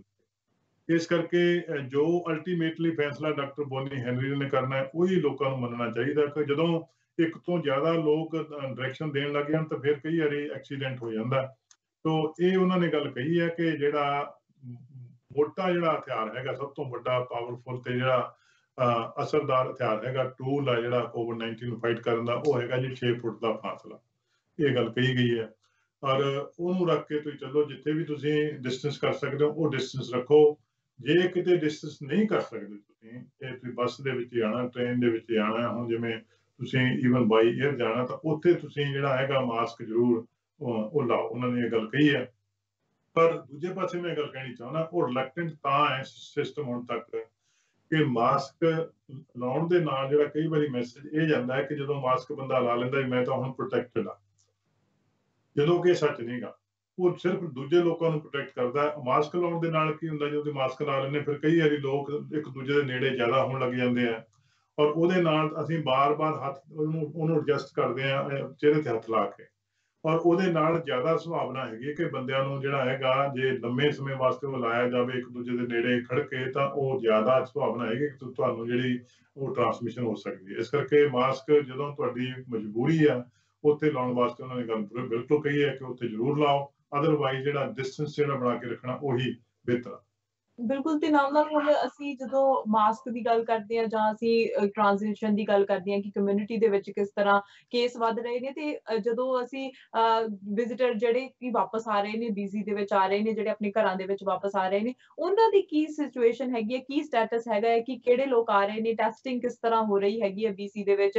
ਜਿਵੇਂ ਹੁਣ ਬਹੁਤ ਸਾਰੇ ਲੋਕ ਇੰਡੀਆ ਦੇ ਵਿੱਚ ਸੀ ਜਾਂ ਹੋਰ ਕੰਟਰੀਜ਼ ਦੇ ਵਿੱਚ ਸੀ, ਵਾਪਸ ਆਪਣੇ ਘਰਾਂ ਦੇ ਵਿੱਚ ਆ ਰਹੇ ਨੇ, ਸੋ ਕਿੰਨੇ ਕੁ ਲੋਕ BC ਦੇ ਵਿੱਚ ਵਾਪਸ ਆ ਗਏ ਨੇ, ਕਿੰਨੇ ਕੁ ਉਹਨਾਂ ਦੇ ਵਿੱਚੋਂ ਕਿੰਨੇ ਕੁ ਲੋਕਾਂ ਨੂੰ ਹੋਇਆ ਕੋਵਿਡ ਨਹੀਂ ਹੋਇਆ, ਕਿਸ ਤਰ੍ਹਾਂ ਜਿਹੜੀ ਸਥਿਤੀ ਬਣੀ ਹੋਈ ਹੈ? ਬਹੁਤ ਵੱਡੀ ਗਿਣਤੀ ਜੀ, ਹਜ਼ਾਰਾਂ ਦੀ ਗਿਣਤੀ ਦੇ ਵਿੱਚ ਲੋਕ ਜਿਹੜੇ ਜਦੋਂ ਦਾ ਕੋਵਿਡ ਸ਼ੁਰੂ ਹੋਇਆ ਵਾਪਸ ਜਿਹੜੇ ਕੈਨੇਡੀਅਨ ਲੋਕ ਬਾਹਰ ਗਏ ਸੀ ਉਹ ਵਾਪਸ ਆ ਰਹੇ ਜੀ, ਚਾਹੇ ਉਹ ਸਿਟੀਜ਼ਨ ਸੀਗੇ ਜਾਂ ਉਹ ਇਮੀਗ੍ਰੈਂਟ ਸੀਗੇ। ਬੜੀ ਵੱਡੀ ਗਿਣਤੀ ਹੈ ਜੀ, ਹਜ਼ਾਰਾਂ ਦੀ ਗਿਣਤੀ ਦੇ ਵਿੱਚ ਜਿਹੜੇ ਲੋਕ ਆ ਰਹੇ ਬਾਈ 에ਅਰ ਤੇ ਬਾਈ ਰੋਡ, ਦੋਨੇ ਪਾਸੇ ਆ ਰਹੇ ਨੇ। BC ਇੱਕ ਪਹਿਲਾ ਸੂਬਾ ਸੀਗਾ ਜਿਹਨੇ ਫੈਡਰਲ ਸਰਕਾਰ ਦੇ ਨਾਲ ਗੱਲਬਾਤ ਕਰਨ ਤੋਂ ਬਾਅਦ ਇੱਕ ਪਾਲਿਸੀ ਲਾਗੂ ਕੀਤੀ। ਉਹ ਪਾਲਿਸੀ ਇਹ ਹੈ ਕਿ ਬਾਹਰਲੇ ਮੁਲਕਾਂ ਤੋਂ ਆਉਣ ਵਾਲੇ ਜਿੰਨੇ ਵੀ ਲੋਕ ਆ, ਚਾਹੇ ਉਹ ਬਾਈ ਰੋਡ ਆਉਣਗੇ ਜਾਂ ਬਾਈ 에ਅਰ ਆਉਣਗੇ, ਉਹਨਾਂ ਨੂੰ 14 ਦਿਨ ਵਾਸਤੇ ਜਿਹੜੀ ਸੈਲਫ ਆਈਸੋਲੇਸ਼ਨ ਉਹ ਕਰਨੀ ਉਹਨਾਂ ਲਈ ਲਾਜ਼ਮੀ ਜਿਹੜੀ ਉਹ BC ਦੇ ਵਿੱਚ ਕੀਤੀ ਹੋਈ ਹੈ। ਸੋ 에ਅਰਪੋਰਟ ਦੇ ਉੱਤੇ ਸਾਡੇ ਅਧਿਕਾਰੀ ਬੈਠੇ ਆ ਜੀ, ਜਦੋਂ ਉੱਥੇ ਕੋਈ ਬੰਦਾ ਲੈਂਡ ਕਰਦਾ ਉਹਦੇ ਕੋਲੇ ਜਿਹੜੀ ਆਪਣੀ ਸੈਲਫ ਆਈਸੋਲੇਸ਼ਨ ਦੀ ਪਲਾਨ ਹੋਣੀ ਚਾਹੀਦੀ ਹੈ। ਉਹ ਜੇ ਪਲਾਨ ਉਹਦੇ ਕੋਲੇ ਹੈਗੀ ਹੈ ਤਾਂ ਉਹਨੂੰ ਘਰੇ ਜਾਣ ਦਿੱਤਾ ਜਾਂਦਾ, ਜੇ ਉਹਦੇ ਕੋਲੇ ਹੈ ਨਹੀਂ ਗੀ ਤਾਂ ਉਹਨੂੰ ਫਿਰ ਉਹ ਜਿਹੜਾ ਸਰਕਾਰ ਦੀ ਥਾਂ ਤੇ ਲਿਜਾ ਕੇ ਜਿੱਥੇ ਵੀ ਉਹ ਕਮਰੇ ਲਏ ਹੋਏ ਨੇ ਉੱਥੇ ਸੈਲਫ ਆਈਸੋਲੇਸ਼ਨ ਉਹਦੀ ਕੀਤੀ ਜਾਂਦੀ ਹੈ। ਸਰਕਾਰ ਦੇ ਅਧਿਕਾਰੀ ਜਿਹੜੇ ਹੈਗੇ ਆ ਉਹ ਹਰ ਰੋਜ਼ ਉਹਨਾਂ ਨੂੰ ਕਾਲ ਕਰਕੇ ਜਿਹੜੇ ਹੈਗੇ ਉਹਨਾਂ ਨੂੰ ਕੰਟੈਕਟ ਕਰਦੇ ਆ। ਜੇ ਕੋਈ ਜਵਾਬ ਨਾ ਦੇਵੇ ਤਾਂ ਉੱਥੇ ਪੁਲਿਸ ਜਾਂਦੀ ਹੈ ਟੂ ਮੇਕ ਸ਼ੋਰ ਵੀ ਉਹ ਬੰਦੇ ਸੈਲਫ ਆਈਸੋਲੇਸ਼ਨ ਦੇ ਵਿੱਚ ਰਹਿਣ। ਤਾਂ ਕੋਈ ਹਫ਼ਤਾ ਪਹਿਲਾਂ ਤੱਕ ਜੀ ਜਿਹੜੇ ਬਾਹਰਲੇ ਮੁਲਕਾਂ ਤੋਂ ਲੋਕ ਆਉਂਦੇ ਸੀਗੇ ਜਿਨ੍ਹਾਂ ਕੋਲੇ ਥਾਂ ਨਹੀਂ ਸੀ ਹੁੰਦੀ, ਉਹ ਜ਼ਿੰਮੇਵਾਰੀ ਅਸੀਂ ਸੂਬਾ ਸਰਕਾਰ ਨੇ ਉਹ ਲਈ ਹੋਈ ਸੀਗੀ। ਹਫ਼ਤਾ ਪਹਿਲਾਂ ਉਹ ਜ਼ਿੰਮੇਵਾਰੀ ਸਾਥੋਂ ਹੁਣ ਫੈਡਰਲ ਸਰਕਾਰ ਨੇ ਲੈ ਲਈ। ਹੁਣ ਫੈਡਰਲ ਸਰਕਾਰ ਜੇ ਕੋਈ 에ਅਰਪੋਰਟ ਤੇ ਬੰਦਾ ਆਉਂਦਾ ਜਾਂ ਬਾਰਡਰ ਤੇ ਆਉਂਦਾ ਤਾਂ ਉਹਦੀ ਆਈਸੋਲੇਸ਼ਨ ਵਾਸਤੇ ਉਹ ਫੈਡਰਲ ਸਰਕਾਰ ਲਿਜਾ ਕੇ ਉਹਨਾਂ ਨੂੰ ਜਿਹੜਾ ਹੋਟਲ ਦੇ ਕਮਰੇ 'ਚ ਠਹਿਰਾਉਂਦੀ ਆ। ਹਾਂ, ਉੱਥੇ ਰਹਿਣ ਦਾ ਕੋਈ ਜਿਹੜਾ ਫੀਸ ਨਹੀਂ ਹੈ, ਉੱਥੇ ਨਾ ਖਾਣੇ ਦਾ ਖਰਚਾ ਕੋਈ, ਨਾ ਰਹਿਣ ਦਾ ਖਰਚਾ ਕੋਈ, ਉਹ ਉੱਥੇ ਹੈ ਨਹੀਂਗਾ। ਸੋ ਇਸ ਕਰਕੇ BC ਦੇ ਵਿੱਚ ਬਹੁਤ ਅੱਛਾ ਜਿਹੜਾ ਪ੍ਰਬੰਧ ਹੈਗਾ ਬਾਹਰਲੇ ਲੋਕਾਂ ਨੂੰ ਜਿਹੜੇ ਆਉਂਦੇ ਉਹਨਾਂ ਨੂੰ ਸਾਂਭਣ ਵਾਸਤੇ ਤੇ ਉਹਨਾਂ ਨੂੰ ਸੈਲਫ ਆਈਸੋਲੇਟ ਕਰਨ ਵਾਸਤੇ। ਬਾਰਡਰ ਦੀ ਅਸੀਂ ਗੱਲ ਕੀਤੀ ਸੀ ਕਿ ਜਿਹੜਾ ਬਾਰਡਰ ਤੇ ਆਉਂਦਾ ਉਹਦੀ ਵੀ ਚੈੱਕਅਪ ਹੁੰਦੀ ਆ। ਹੁਣ ਸਾਡਾ ਬਾਰਡਰ ਜੇ ਅਸੀਂ ਇੱਥੇ ਦੀ ਗੱਲ ਕਰੀਏ, ਸਾਡੇ ਬਹੁਤ ਨੇੜੇ ਹੈਗਾ ਬਾਰਡਰ, ਤੇ ਬਾਰਡਰ ਕਲੋਜ਼ ਹੈਗਾ ਆ ਹੁਣ ਜੁਲਾਈ ਤੱਕ, ਤੇ ਉਸ ਤੋਂ ਬਾਅਦ ਹੁਣ ਉਹਨੂੰ ਐਕਸਟੈਂਡ ਕਰਨ ਦੀ ਵੀ ਗੱਲ ਕੀਤੀ ਜਾ ਰਹੀ ਹੈ। ਤੇ ਵਿੱਚ ਰਿਪੋਰਟ ਇਹ ਵੀ ਆ ਰਹੀਆਂ ਨੇ ਕਿ ਅਗਲੇ ਸਾਲ ਤੱਕ ਜਿਹੜਾ ਹੈ ਉਹ ਅਮਰੀਕਾ ਦੇ ਨਾਲ ਬਾਰਡਰ ਬੰਦ ਹੋਊਗਾ, ਚਾਹੇ ਕਿ ਐਸੈਂਸ਼ੀਅਲ ਟਰੈਵਲ ਦੇ ਲਈ ਹਜੇ ਵੀ ਖੁੱਲਾ ਹੈਗਾ, ਪਰ ਨਾਨ ਐਸੈਂਸ਼ੀਅਲ ਟਰੈਵਲ ਦੇ ਲਈ ਬੰਦ ਹੈਗਾ ਆ ਅਮਰੀਕਾ ਤੇ ਕੈਨੇਡਾ ਦਾ ਬਾਰਡਰ। ਤੁਹਾਨੂੰ ਕੀ ਲੱਗਦਾ ਹੈ ਕਿ ਕਿਸ ਤਰ੍ਹਾਂ, ਕਦੋਂ ਤੱਕ ਇਹ ਬੰਦ ਰੱਖਣੇ ਚਾਹੀਦੇ ਨੇ, ਬਾਰਡਰ ਬੰਦ ਰੱਖਣੇ ਚਾਹੀਦੇ ਨੇ, ਕਿ ਕਿਸ ਤਰ੍ਹਾਂ ਇਹ ਟਰਨ ਲਵੇਗਾ ਬਾਰਡਰ ਨੂੰ ਬੰਦ ਰੱਖਣਾ? ਇਸ ਵੇਲੇ ਜੀ ਜਿਹੜਾ BC the border I think 21 ਜੁਲਾਈ ਤੱਕ, ਜੇ ਮੈਂ ਗਲਤ ਨਾ ਹੋਵਾਂ ਤਾਂ 21 ਜੁਲਾਈ ਤੱਕ ਬੰਦ ਹੈਗਾ ਜੀ। ਉਹਦੀ 21 ਜੁਲਾਈ ਨੂੰ ਸਰਕਾਰ ਨੇ ਫਿਰ ਫੈਸਲਾ ਕਰਨਾ। ਅਸੀਂ ਜਿਹੜੀ BC ਦੀ ਸਰਕਾਰ ਵੱਲੋਂ ਬਾਰ-ਬਾਰ ਇਹ ਬੇਨਤੀ ਕਰ ਰਹੇ ਹਾਂ ਫੈਡਰਲ ਸਰਕਾਰ ਨੂੰ ਵੀ ਬਾਰਡਰ ਨਹੀਂ ਖੁੱਲਣਾ ਚਾਹੀਦਾ। ਉਹਦਾ ਕਾਰਨ ਇਹ ਹੈ ਕਿ ਇਸ ਵੇਲੇ ਜਿਵੇਂ ਤੁਸੀਂ ਗੱਲ ਕਹੀ ਹੈ ਕਿ ਐਸੈਂਸ਼ੀਅਲ ਸਰਵਿਸ ਵਾਲੇ ਲੋਕ ਸਿਰਫ ਉੱਥੋਂ ਆ ਰਹੇ, ਪਰ ਉਹ ਗਿਣਤੀ ਵੀ ਬਹੁਤ ਵੱਡੀ ਛੋਟੀ ਨਹੀਂ ਹੈ। ਸਾਡੇ ਜਿਹੜੇ ਗਵਾਂਢੀ ਸੂਬੇ ਨੇ ਜੀ, ਉੱਥੇ ਇਸ ਵੇਲੇ COVID-19 ਜੇ ਮੈਂ ਇਹ ਕਹਿ ਦਿਆਂ ਕਿ ਬੇਕਾਬੂ ਹੈ ਤਾਂ ਇਹ ਕੋਈ ਬਹੁਤੀ ਜਿਹੜੀ ਹੈਗੀ ਹੈ ਗਲਤ ਸਟੇਟਮੈਂਟ ਨਹੀਂ ਹੈ। ਉਹ ਬਹੁਤ ਵੱਡੀ ਜਿਹੜਾ 600 ਦੇ ਕਰੀਬ ਜਿਹੜੇ ਕੇਸ ਮੇਰੇ ਪਰਸੋਂ ਉੱਥੇ ਆਪਣੇ ਗੁਆਂਢੀ ਸਟੇਟ ਦੇ ਵਿੱਚ, ਵਾਸ਼ਿੰਗਟਨ ਸਟੇਟ ਦੇ ਵਿੱਚ ਸੀਗੇ, ਔਰ ਬੜੀ ਵੱਡੀ ਗਿਣਤੀ ਉੱਤੇ ਜਿਹੜੇ ਕੇਸਾਂ ਦਾ ਨੰਬਰ ਹੈ, ਔਰ ਮੇਰੇ ਖਿਆਲ 1300-1400 ਲੋਕ ਉੱਥੇ ਮਰ ਚੁੱਕੇ ਨੇ। ਇਸ ਕਰਕੇ ਜਿਹੜਾ ਬਾਰਡਰ ਖੋਲ੍ਹਣ ਦੇ ਨਾਲ ਜੋ ਵੀ ਅਸੀਂ ਇੱਥੇ BC ਦੇ ਲੋਕਾਂ ਨੇ ਇਕੱਠੇ ਹੋ ਕੇ ਜੋ ਕਾਬੂ ਕੀਤੀ ਹੈ ਆਪਣਾ COVID-19 ਦੀ ਜਿਹੜੀ ਕਰਵ ਹੈ, ਉਹ ਸਾਥੋਂ ਬੇਕਾਬੂ ਫਿਰ ਹੋ ਜਾਣੀ ਜੀ, ਕਿਉਂਕਿ ਸਾਡੇ ਹੱਥ 'ਚ ਤਾਂ ਰਹਿਣਾ ਨਹੀਂ ਕੰਮ। ਉੱਥੋਂ ਬਹੁਤ ਸਾਰੇ ਲੋਕ ਇੱਧਰ ਆਉਣ ਲੱਗ ਜਾਣਗੇ, ਉਹਦੇ ਨਾਲ ਜਿਹੜੀ ਹੈਗੀ ਹੈ ਜਿਹੜੀ ਟਰਾਂਸਮਿਸ਼ਨ ਹੈ ਉਹ ਵੱਧ ਜਾਏਗੀ। ਫਿਰ ਇਸ ਕਰਕੇ ਜਿਹੜਾ ਹੈਗਾ ਬਾਰਡਰ, ਸਾਡੀ ਸਮਝ ਮੁਤਾਬਕ ਸਾਡੀ ਬੇਨਤੀ ਦਾ ਟਰੂਡੋ ਸਰਕਾਰ ਨੂੰ ਇਹੀ ਹੈ ਵੀ ਉਹ ਨਾ ਖੋਲ੍ਹਿਆ ਜਾਵੇ। BC ਦੇ ਲੋਕਾਂ ਦੇ ਲਈ ਸਭ ਤੋਂ ਜਿਹੜੀ ਵਧੀਆ ਗੱਲ ਇਹੀ ਹੋਏਗੀ ਸੇਫਟੀ ਵਾਸਤੇ। CBC ਦੀ ਗੱਲ ਕਰ ਲੈਂਦੇ ਹੈਗੇ ਕਿ ICBC ਦੇ ਜਿਹੜੇ ਟੈਸਟ ਸੀਗੇ ਉਹ ਬਹੁਤ ਕੈਂਸਲ ਕਰ ਦਿੱਤੇ ਗਏ ਸੀ, ਤੇ ਉਹਨਾਂ ਦੀ ਰਿਪੋਰਟ ਦੇ ਮੁਤਾਬਿਕ ਬੈਕਲੌਗ ਜਿਹੜਾ ਹੈਗਾ ਆ ਉਹ 55,000 ਤੋਂ ਜ਼ਿਆਦਾ ਜਿਹੜੇ ਟੈਸਟ ਹੈਗੇ ਉਹ ਕੈਂਸਲ ਕੀਤੇ ਗਏ ਸੀ, ਜਿਨ੍ਹਾਂ ਦੇ ਮਾਰਚ ਦੇ ਵਿੱਚ ਕੈਂਸਲ ਕੀਤੇ ਗਏ ਸੀ। ਉਹਨਾਂ ਨੇ ਦੁਬਾਰਾ ਜਿਹੜੀ ਰਿਜ਼ਿਊਮ ਕਰ ਦਿੱਤੇ ਗਏ ਹੈਗੇ ਨੇ ਰੋਡ ਟੈਸਟ ਜਿਹੜੇ 20 ਜੁਲਾਈ ਤੋਂ। ਸੋ ਹੋਰ ਕੀ ਕੁਝ ਅਪਡੇਟ ਹੈਗੀ ਆ ICBC ਦੇ ਬਾਰੇ? ICBC ਪਹਿਲੀ ਅਪਡੇਟ ਤੇ ਹੈਗੀ ਕਿ ICBC, ਤੁਹਾਨੂੰ ਯਾਦ ਹੋਣਾ, COVID-19 ਕਰਕੇ ICBC ਨੇ ਜਿਹੜੇ ਲੋਕਾਂ ਦੀਆਂ ਕਾਰਾਂ, ਜਿਹੜੇ ਬਿਜ਼ਨਸ ਬੰਦ ਹੋ ਗਏ ਸੀ ਜਾਂ ਨੌਕਰੀ ਚਲੀ ਗਈ ਸੀ, ਉਹਨਾਂ ਦੀਆਂ ਕਾਰਾਂ ਘਰੇ ਖੜੀਆਂ ਹੋ ਗਈਆਂ ਸੀਗੀਆਂ। ਸੋ ਉਹਨਾਂ ਨੂੰ ਅਲਾਉ ਕਰ ਦਿੱਤਾ ਸੀਗਾ ਕਿ ਉਹ ਇੰਸ਼ੋਰੈਂਸ ਕੈਂਸਲ ਕਰ ਸਕਦੇ, ਔਰ ਕੈਂਸਲ ਕਰਕੇ ਉਹਦੀ ਜਿਹੜੀ ਕੈਂਸਲੇਸ਼ਨ ਫੀਸ ਸੀ ਉਹ ਵੀ ਖਤਮ ਕਰ ਦਿੱਤੀ ਸੀਗੀ। ਹੁਣ ਉਹ ਦੁਬਾਰਾ ਆਪਣੀ ਜਿਹੜੀ ਫੀਸ, ਆਪਣਾ ਇੰਸ਼ੋਰੈਂਸ ਹੈ ਜੀ, ਉਹ ਕਰਾ ਸਕਦੇ ਆ, ਔਰ ਉਹ ਉਸੇ ਰੇਟ ਦੇ ਉੱਤੇ ਹੋਏਗੀ ਜਿਹੜਾ ਪਹਿਲਾ ਰੇਟ ਸੀਗਾ। ਇਹਦੇ ਨਾਲ ਨਾਲ ਜਿਹੜੇ ਟੈਸਟ ਨੇ ਜੀ, ਰੋਡ ਟੈਸਟ ਵੀ ਕੈਂਸਲ ਕਰ ਦਿੱਤੇ ਗਏ ਸੀ। ਹੁਣ ਰੋਡ ਟੈਸਟ ਜਿਹੜੇ ਗਏ 21 ਜੁਲਾਈ ਤੋਂ ਜਾਂ 20 ਜੁਲਾਈ ਤੋਂ ਸੌਰੀ, ਉਹ ਦੁਬਾਰਾ ਖੁੱਲ੍ਹਣ ਜਾ ਰਹੇ ਨੇ। ICBC 20,000 ਟੈਸਟ ਜਿਹੜੇ 1 ਮਹੀਨੇ ਦੇ ਵਿੱਚ ਕਰਦਾ, ਔਰ 50,000 ਟੈਸਟ ਜਿਹੜੇ ਹੈਗੇ ਉਹ ਕੈਂਸਲ ਕੀਤੇ ਗਏ ਆ ਜਿਹੜੇ ਇਸ ਕੋਵਿਡ ਸਮੇਂ ਦੇ ਦਰਮਿਆਨ। ਉਹਨਾਂ ਨੂੰ ICBC ਜੀ ਹੁਣ ਇਕੱਲੇ ਨੂੰ ਸੰਪਰਕ ਕਰ ਰਹੀ ਹੈ, ਸੰਪਰਕ ਕਰਕੇ ਉਹਨਾਂ ਦੀ ਰੀਸਕੇਜੂਲ ਕਰ ਰਹੀ ਹੈ ਟੈਸਟ ਨੂੰ। ਅਸੀਂ ਉਮੀਦ ਕਰਦੇ ਹਾਂ ਕਿ ਆਉਣ ਵਾਲੇ ਮਹੀਨਿਆਂ ਦੇ ਵਿੱਚ ਉਹਨਾਂ ਦੇ ਟੈਸਟ ਕਰਕੇ ਜਿਹੜੀ ਬੈਕਲੌਗ ਹੈ ਉਹਨੂੰ ਖਤਮ ਕੀਤਾ ਜਾਊਗਾ। ਜੀ ਬਿਲਕੁਲ, ਤੇ ਨਾਲ ਹੁਣ ICBC ਦੀ ਗੱਲ ਕੀਤੀ ਆ ਅਸੀਂ, ਤੇ ਨਾਲ ਜੇ ਅਸੀਂ ਸਕੂਲਾਂ ਦੀ ਗੱਲ ਕਰ ਲਈਏ, ਕਿਉਂਕਿ ਸਕੂਲ ਅਸੀਂ ਖੋਲ ਕੇ ਦੇਖ ਲਏ ਹੈਗੇ ਆ, ਸਾਡੇ ਕੋਲ ਡੇਟਾ ਹੈਗਾ ਆ ਕਿ ਕਿਸ ਤਰ੍ਹਾਂ ਸਕੂਲ ਜਿਹੜੇ ਖੁੱਲਣੇ ਨੇ ਸੈਪਟੈਂਬਰ ਦੇ ਵਿੱਚ ਜਾ ਕੇ, ਤੇ ਹਜੇ ਇਹ ਵੀ ਨਹੀਂ ਪਤਾ ਕਿ ਸੈਪਟੈਂਬਰ ਦੇ ਵਿੱਚ ਖੁੱਲਣੇ ਆ ਜਾਂ ਨਹੀਂ ਖੁੱਲਣੇ, ਕਿਸ ਤਰ੍ਹਾਂ ਦਾ ਮਾਹੌਲ ਹੋਊਗਾ ਸੈਪਟੈਂਬਰ ਦੇ ਵਿੱਚ। ਪਰ ਫਿਰ ਵੀ ਸਰਕਾਰ ਦੇ ਵੱਲੋਂ, ਜਿਹੜਾ ਐਜੂਕੇਸ਼ਨ ਮਿਨਿਸਟਰ ਹੈਗਾ ਉਹਦੇ ਵੱਲੋਂ ਹੁਣ ਕੀ ਕੀਤਾ ਜਾ ਰਿਹਾ ਅੱਗੇ ਕਲਾਸਾਂ ਖੋਲਣ ਦੇ ਲਈ? ਜੀ ਸਕੂਲ ਸੈਪਟੈਂਬਰ ਦੇ ਵਿੱਚ ਜਿਹੜੇ ਮਿਕਸ ਕਲਾਸਿਸ ਜਿਹੜੀਆਂ ਉਹ ਖੁੱਲਣਗੀਆਂ, ਪਰ ਉਹਦੀ ਜਿਹੜੀ ਤਫਸੀਲ ਹੈ ਇਸ ਵੇਲੇ ਸਾਡੇ ਜਿਹੜੇ ਮੰਤਰੀ ਨੇਗੇ ਰੌਲਫ ਫਲੇਮਿੰਗ ਜੀ, ਬਹੁਤ ਤੇਜ਼ੀ ਦੇ ਨਾਲ, ਕਿਉਂਕਿ ਸਕੂਲਾਂ ਦੇ ਵਿੱਚ ਖੋਲ੍ਹਣ ਤੋਂ ਪਹਿਲਾਂ ਬਹੁਤ ਜ਼ਿਆਦਾ ਸਟੇਕ ਹੋਲਡਰਸ ਹੈਗੇ, ਤੁਹਾਨੂੰ ਸਾਰਿਆਂ ਦੇ ਨਾਲ ਗੱਲਬਾਤ ਕਰਕੇ ਉਹ ਤੈਅ ਕਰਨੀ ਪੈਂਦੀ ਹੈ। ਇਹਦੇ 'ਚ ਟੀਚਰਸ ਨੇਗੇ, ਟੀਚਰ ਤੋਂ ਇਲਾਵਾ ਦੂਜਾ ਸਟਾਫ ਵੀ ਜਿਹੜਾ ਹੈਗਾ ਉੱਥੇ, ਜਿਹੜਾ ਆਪਣਾ ਸਕੂਲਾਂ ਨੂੰ ਸਫਾਈ ਕਰਨ ਵਾਲਾ ਸਟਾਫ ਹੈ, ਉਸ ਤੋਂ ਇਲਾਵਾ ਜਿਹੜਾ ਸਕੂਲ ਡਿਸਟ੍ਰਿਕਟਸ ਨੇ, ਫਿਰ ਪੇਰੈਂਟਸ ਨੇ, ਫਿਰ ਸਟੂਡੈਂਟਸ ਨੇ, ਬਹੁਤ ਸਟੇਕ ਹੋਲਡਰਸ ਹੈਗੇ ਜਿਹਦੇ ਵਿੱਚ। ਇਸ ਕਰਕੇ ਉਹ ਸਾਰਿਆਂ ਨਾਲ ਗੱਲਬਾਤ ਕਰਨ ਤੋਂ ਬਾਅਦ ਜਿਹੜਾ ਸਾਡੇ ਵਾਸਤੇ ਬੈਸਟ ਪੋਸੀਬਲ ਸਿਸਟਮ ਕੀ ਹੋ ਸਕਦਾ, ਸਾਡੇ ਕੋਲ ਹੁਣ 1 ਮਹੀਨੇ ਦਾ ਟ੍ਰਾਇਲ ਵੀ ਸਾਡੇ ਸਾਹਮਣੇ ਹੈਗਾ ਜਿਹੜਾ ਅਸੀਂ ਕੀਤਾ, ਉਹਦੇ ਤੋਂ ਵੀ ਬੜਾ ਕੁਝ ਅਸੀਂ ਸਿੱਖਣਾ, ਔਰ ਉਹਨੂੰ ਸਿੱਖਣ ਤੋਂ ਬਾਅਦ ਸਤੰਬਰ ਦੇ ਵਿੱਚ ਜਿਹੜਾ ਸਕੂਲ ਕਿਸ ਤਰੀਕੇ ਨਾਲ ਖੁੱਲਣਗੇ, ਕਿੰਨੇ ਵੱਡੇ ਪੱਧਰ ਤੇ ਖੁੱਲਣਗੇ, ਉਹਦੇ 'ਚ ਕਿੰਨੇ ਬੱਚੇ ਹਿੱਸਾ ਲੈ ਸਕਣਗੇ ਕਲਾਸਾਂ ਦੇ ਵਿੱਚ, ਕਿੰਨੇ ਬੱਚਿਆਂ ਨੂੰ ਘਰੋਂ ਜਿਹੜਾ ਪੜ੍ਹਨਾ ਪਊਗਾ, ਇਹ ਸਾਰੀ ਜਿਹੜੀ ਤਫਸੀਲ ਹੈ ਜੀ, ਉਹ ਮੈਂ ਸਮਝਦਾ ਕਿ ਆਉਣ ਵਾਲੇ ਕੁਛ 1-2 ਹਫ਼ਤਿਆਂ ਦੇ ਵਿੱਚ ਜਿਹੜਾ ਉਹ ਸਾਡੇ ਜਿਹੜੇ ਮੰਤਰੀ ਨੇ ਉਹ ਲੋਕਾਂ ਸਾਹਮਣੇ ਰੱਖਣਗੇ, ਤਾਂ ਕਿ ਲੋਕਾਂ ਕੋਲੇ ਜਿਹੜਾ ਹੈਗਾ ਘੱਟੋ ਘੱਟ 1 ਮਹੀਨੇ ਦਾ ਸਮਾਂ ਹੋਵੇ ਆਪਣਾ ਫੈਸਲਾ ਕਰਨ ਵਾਸਤੇ ਕਿ ਉਹ ਆਪਣੇ ਬੱਚੇ ਦੀ ਜਿਹੜੀ ਪਾਰਟਿਸਿਪੇਸ਼ਨ ਹੈ ਉਹ ਕਿਸ ਤਰੀਕੇ ਨਾਲ ਕਰਵਾਉਣਾ ਚਾਹੁੰਦੇ। ਪਰ ਹਜੇ ਇਹ ਨਹੀਂ ਪਤਾ ਕਿ ਕਦੋਂ ਜਿਹੜਾ ਹੈਗਾ ਉਹ ਕਲਾਸਿਸ ਜਿਹੜੀਆਂ ਖੁੱਲ ਸਕਦੀਆਂ ਨੇ, ਕਿਉਂਕਿ ਚੌਥੀ ਅਸੀਂ ਲੈਵਲ ਦੀ ਜਿਹੜੀ ਉਡੀਕ ਕਰ ਰਹੇ ਹੈਗੇ ਕਿ ਅਸੀਂ ਕਦੋਂ ਫੇਜ਼ 4 ਦੇ ਵਿੱਚ ਚੱਲ ਜਾਈਏ, ਕਿਉਂਕਿ ਫੇਜ਼ 4 ਹਜੇ ਤੱਕ ਉਦੋਂ ਤੱਕ ਨਹੀਂ ਆਵੇਗਾ ਜਦੋਂ ਤੱਕ ਵੈਕਸੀਨ ਨਹੀਂ ਆ ਜਾਂਦੀ। ਹੁਣ ਫੇਜ਼ 3 ਦੀ ਜੇ ਗੱਲ ਕਰੀਏ ਤਾਂ ਅਸੀਂ ਸਿਰਫ BC ਆ ਜਿਹੜਾ ਫੇਜ਼ 3 ਦੇ ਵਿੱਚ ਚਲਾ ਗਿਆ ਹੈਗਾ ਆ। ਸੋ ਫੇਜ਼ 3 ਦੇ ਵਿੱਚ ਜਿਵੇਂ ਸਿਨੇਮਾ ਹਾਲ ਹੈਗੇ ਆ ਉਹ ਵੀ ਹੁਣ ਖੁੱਲ ਗਏ ਹੈਗੇ ਨੇ, ਤੇ ਹੋਰ ਬਿਜ਼ਨਸ ਜਿਵੇਂ ਮੂਵੀ ਇੰਡਸਟਰੀ ਹੈਗੀ ਆ ਉਹ ਵੀ ਖੁੱਲ ਗਈ ਹੈਗੀ ਆ। ਤੁਹਾਨੂੰ ਕੀ ਲੱਗਦਾ ਕਿ ਹੋਰ ਕਿਹੜੇ ਹੈਗੇ ਬਿਜ਼ਨਸ ਨੇ ਜਿਹੜੇ ਫੇਜ਼ 3 ਦੇ ਵਿੱਚ ਖੁੱਲ ਜਾਣੇ ਚਾਹੀਦੇ ਨੇ? BC ਦੇ ਵਿੱਚ ਹੀ ਪਹਿਲੀ ਗੱਲ ਆਪਾਂ ਨੂੰ, ਜਦੋਂ ਅਸੀਂ ਫੇਜ਼ 1, 2, 3, 4 ਦੀ ਗੱਲ ਕਰਦੇ ਹਾਂ, ਪਹਿਲੀ ਗੱਲ ਆਪਾਂ ਨੂੰ ਇਹ ਜ਼ਰੂਰ ਜਿਹੜੀ ਦਰਸ਼ਕਾਂ ਨੂੰ ਜਾਣਨ ਦੀ ਲੋੜ ਹੈਗੀ ਆ, ਉਹ ਇਹ ਹੈ ਕਿ BC ਦੇ ਵਿੱਚ ਜਿਹੜੀ ਇਕੋਨਮੀ ਜਦੋਂ ਬੰਦ ਕੀਤੀ ਗਈ ਹੈ, ਉਹ ਬਾਕੀ ਸੂਬਿਆਂ ਦੇ ਮੁਕਾਬਲੇ 'ਚ ਖਾਸ ਕਰਕੇ ਕੁਬੈਕ ਤੇ ਇੰਟੀਰੀਅਰ ਦੀ ਗੱਲ ਕਰੀਏ ਤਾਂ ਅਸੀਂ ਬਹੁਤ ਛੋਟਾ ਹਿੱਸਾ ਇਕੋਨਮੀ ਦਾ ਬੰਦ ਕੀਤਾ, ਸਾਡੀ ਇਕੋਨਮੀ ਚੱਲਦੀ ਰਹੀ ਹੈ। ਮਿਸਾਲ ਦੇ ਤੌਰ ਦੇ ਉੱਤੇ ਜਿਹੜੀ ਕੰਸਟਰਕਸ਼ਨ ਇੰਡਸਟਰੀ ਹੈ, ਇਹ ਇੱਕ ਬਹੁਤ ਵੱਡੀ ਇੰਡਸਟਰੀ ਹੈ, ਇਹਦੇ 'ਚ ਲੱਖਾਂ ਦੇ ਕਰੀਬ ਲੋਕ ਕੰਮ ਕਰਦੇ ਆ, ਇੱਕ ਬਹੁਤ ਵੱਡਾ ਜਿਹੜੀ ਇਹ ਸਾਡੀ ਇਕੋਨਮੀ ਦਾ ਹਿੱਸਾ, ਤਾਂ ਉਸ ਨੂੰ ਅਸੀਂ BC ਦੇ ਵਿੱਚ ਬੰਦ ਨਹੀਂ ਸੀ ਕੀਤਾ, ਜਦੋਂ ਕਿ ਇੰਟੀਰੀਅਰ ਦੇ ਵਿੱਚ ਤੇ ਕੁਬੈਕ ਦੇ ਵਿੱਚ ਉਹਨਾਂ ਨੂੰ ਇਹ ਬੰਦ ਕਰਨੀ ਪਈ ਸੀ। ਔਰ ਅਸੀਂ ਪਹਿਲਾਂ ਹੀ ਜਿਹੜੀ ਹੈਗੀ ਉਹਨਾਂ ਸੂਬਿਆਂ ਦੇ ਨਾਲੋਂ ਕਾਫੀ ਐਡਵਾਂਸ ਸੀਗੇ, ਕਿਉਂਕਿ ਅਸੀਂ ਬਹੁਤ ਸਾਰਾ ਹਿੱਸਾ ਜਿਹੜਾ ਉਹ ਬੰਦ ਨਹੀਂ ਸੀ ਕੀਤਾ। ਉਸ ਤੋਂ ਬਾਅਦ ਅਸੀਂ ਜਿਹੜਾ ਫੇਜ਼ 1 ਉਹਨਾਂ ਨੂੰ ਫੇਜ਼ 2 ਪਹਿਲਾਂ ਸ਼ੁਰੂ ਕਰ ਸਕੇ, ਫੇਜ਼ 3 ਵੀ ਉਹਨਾਂ ਤੋਂ ਪਹਿਲਾਂ ਸ਼ੁਰੂ ਕਰ ਸਕੇ ਹਾਂ। ਔਰ ਜਿਹੜੀ ਫੇਜ਼ 4 ਹੈ ਜੀ, ਉਹ ਉਦੋਂ ਹੀ ਖੁੱਲਣੀ ਹੈ ਜਦੋਂ ਜਿਹੜੀ ਹੈਗੀ ਆ ਵੈਕਸੀਨ ਜਾਂ ਇਹਦੀ ਕੋਈ ਦਵਾਈ ਬਣ ਜਾਵੇ। ਉਹਦੇ 'ਚ ਹੈ ਕਿ ਫੇਜ਼ 4 ਦੇ ਵਿੱਚ ਜਿਹੜੇ ਵੱਡੇ ਇਕੱਠ ਨੇ ਜੀ, ਜਿੱਥੇ ਜਿਹੜੇ ਮਤਲਬ 100 ਦੀ ਗਿਣਤੀ 'ਚ ਨਹੀਂ ਬਲਕਿ ਆਲਮੋਸਟ ਹਜ਼ਾਰਾਂ ਦੀ ਗਿਣਤੀ 'ਚ ਇਕੱਠ ਹੁੰਦੇ ਆ, ਕਨਵੈਨਸ਼ਨਸ ਹੁੰਦੀਆਂ ਨੇ, ਜਾਂ ਜਿਹੜੇ ਆਪਣੇ ਸ਼ੋਅ ਹੁੰਦੇ ਜੀ ਗਾਇਕਾਂ ਦੇ, ਉਸ ਤਰ੍ਹਾਂ ਦੇ ਸ਼ੋਅ, ਜਾਂ ਸਪੋਰਟਸ ਦੇ ਵੱਡੇ ਕੋਈ ਇਵੈਂਟ ਹੁੰਦੇ ਨੇ ਉਸ ਤਰ੍ਹਾਂ ਦੇ, ਜਾਂ ਕਨਵੈਨਸ਼ਨ ਸੈਂਟਰ ਜਾਂ ਆਪਣੇ ਬੈਂਕਟ ਹਾਲ ਵਿੱਚ ਆ ਜਾਂਦੇ ਜਿੱਥੇ ਮੈਰਿਜ ਹੁੰਦੀ ਹੈ, 700-800 ਬੰਦਾ, 600 ਉੱਥੇ ਹੁੰਦਾ।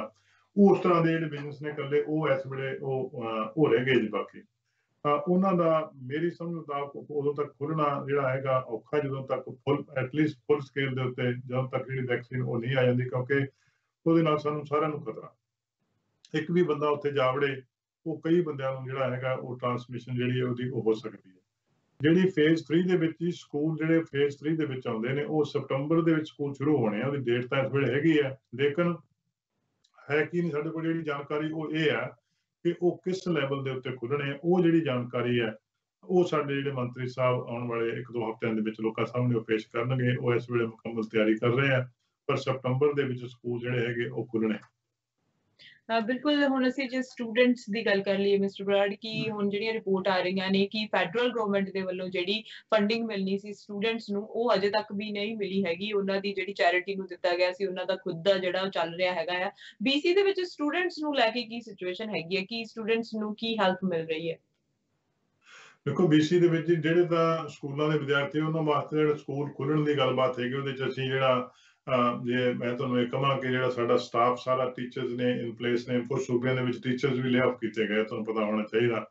ਔਰ ਉਹ ਸਿਸਟਮ ਸਾਰਾ ਉਸ ਤਰੀਕਾ ਹੈਗਾ, ਉਹਦੀ ਤਿਆਰੀ ਕੀਤੀ ਜਾ ਰਹੀ ਹੈ। ਉਹ ਫੰਡਿੰਗ ਬਲਕਿ ਜਿਹੜੀ ਹੈਗੀ ਹੈ COVID-19 ਦੀ ਫੰਡਿੰਗ ਵੀ ਪ੍ਰੋਵਾਈਡ ਕੀਤੀ, ਕਿ ਤੁਸੀਂ ਜਾ ਕੇ ਸਕੂਲਾਂ ਦੇ ਵਿੱਚ ਜਾ ਕੇ ਦੇਖੋ, ਉੱਥੇ ਬੜਾ ਨਵਾਂ ਇਨਫਰਾਸਟ੍ਰਕਚਰ ਵੀ ਜਿਹੜਾ, ਚਾਹੇ ਪਲੈਕਸੀ ਗਲਾਸ ਵਗੈਰਾ ਲਾਉਣੇ ਪਏ, ਉਹ ਸਾਰੀ ਜਿਹੜੀ ਹੈਗੀ ਆ ਉਹ ਸਪੋਰਟ ਜਿਹੜਾ BC ਸਰਕਾਰ ਉਹ ਕਰ ਰਹੀ ਹੈ।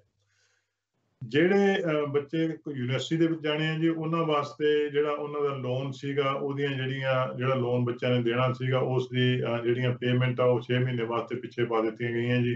ਪਹਿਲਾਂ ਤਾਂ ਅਸੀਂ ਲੋਨ ਤੋਂ ਜਿਹੜਾ ਟੈਕਸ ਜਿਹੜਾ ਲੱਗਦਾ ਸੀ ਉਹ ਮੁਕੰਮਲ ਤੌਰ ਤੇ ਚੱਕ ਦਿੱਤਾ ਸੀਗਾ, ਪਰ ਹੁਣ ਉਹਦੀਆਂ ਜਿਹੜੀਆਂ ਕਿਸ਼ਤਾਂ ਨੇ ਉਹ 6 ਮਹੀਨੇ ਬਾਅਦ ਪੇ ਕਰ ਸਕਦੇ, ਉਹ ਉਹਨਾਂ ਨੂੰ ਐਕਸਟੈਂਡ ਕੀਤਾ ਗਿਆ ਜੀ।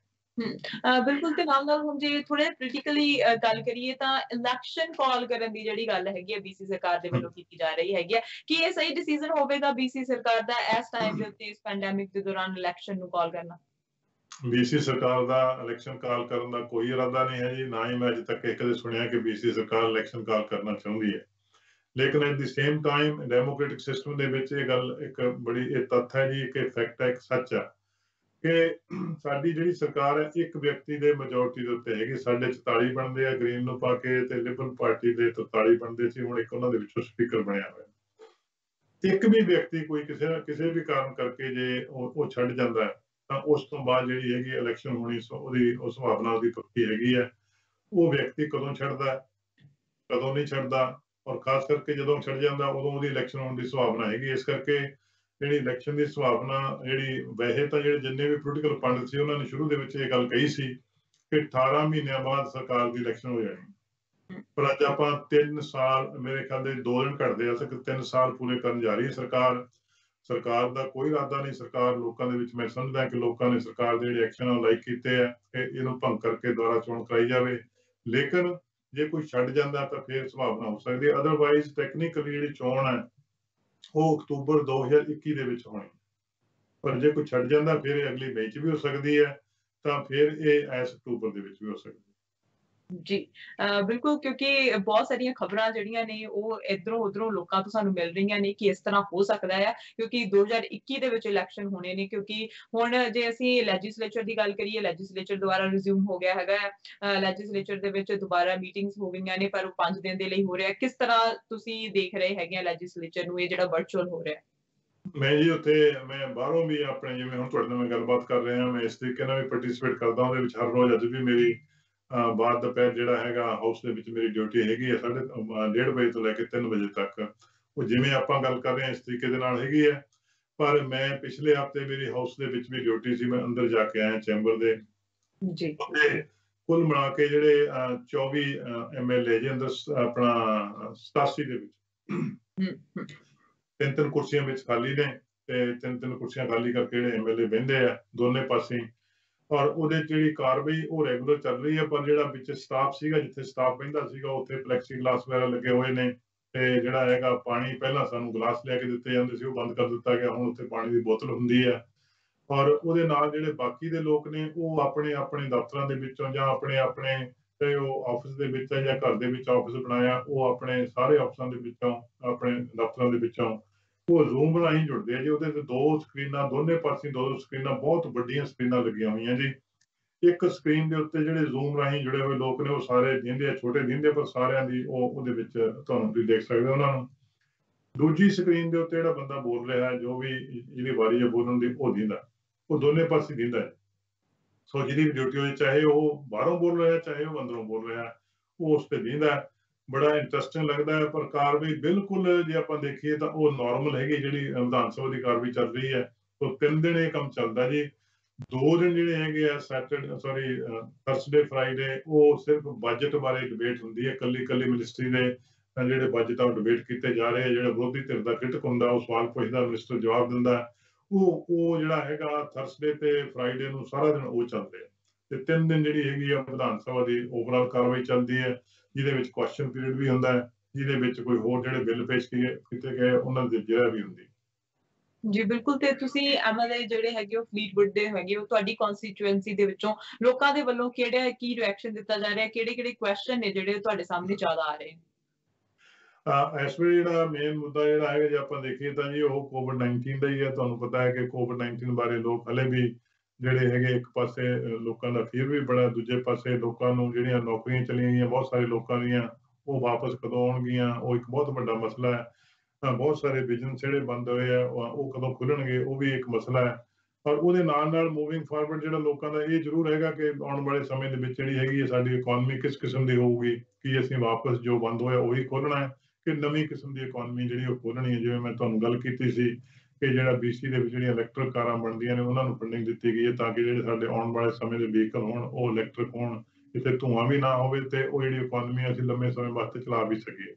ਪਰ ਉਹਦੇ ਨਾਲ ਜੀ BC ਦੇ ਜਿਹੜਾ ਲੋਕਾਂ ਫਰੀਦਕੋਟ ਦੇ ਲੋਕਾਂ ਦਾ ਜਿਹੜਾ ਕੰਮ ਹੈ ਜੀ ਉਹ ਸਾਡੇ ਸਕੂਲਾਂ ਦਾ ਖੁੱਲ੍ਹਣਾ, ਉਹਦੇ ਬਾਰੇ ਅਫਕੋਰਸ ਮਾਂ-ਬਾਪ ਜਾਣਨਾ ਚਾਹੁੰਦੇ ਆ, ਸਾਡੇ ਹੈਲਥ ਕੇਅਰ ਬਾਰੇ ਲੋਕ ਜਾਣਨਾ ਚਾਹੁੰਦੇ ਆ। ਜਿਹੜਾ ਹੈਗਾ ਇਸ ਕਿਸਮ ਦੇ ਜਿਹੜੇ ਮੁੱਦੇ ਆਪਣੇ ਜਿਹੜੇ ਸਰੀ ਦੇ ਵਿੱਚ ਹੈਗੇ ਆ ਜਿਹੜੇ ਉਹ ਲੋਕ ਲਗਾਤਾਰ ਉਠਾਉਂਦੇ ਆ ਰਹੇ।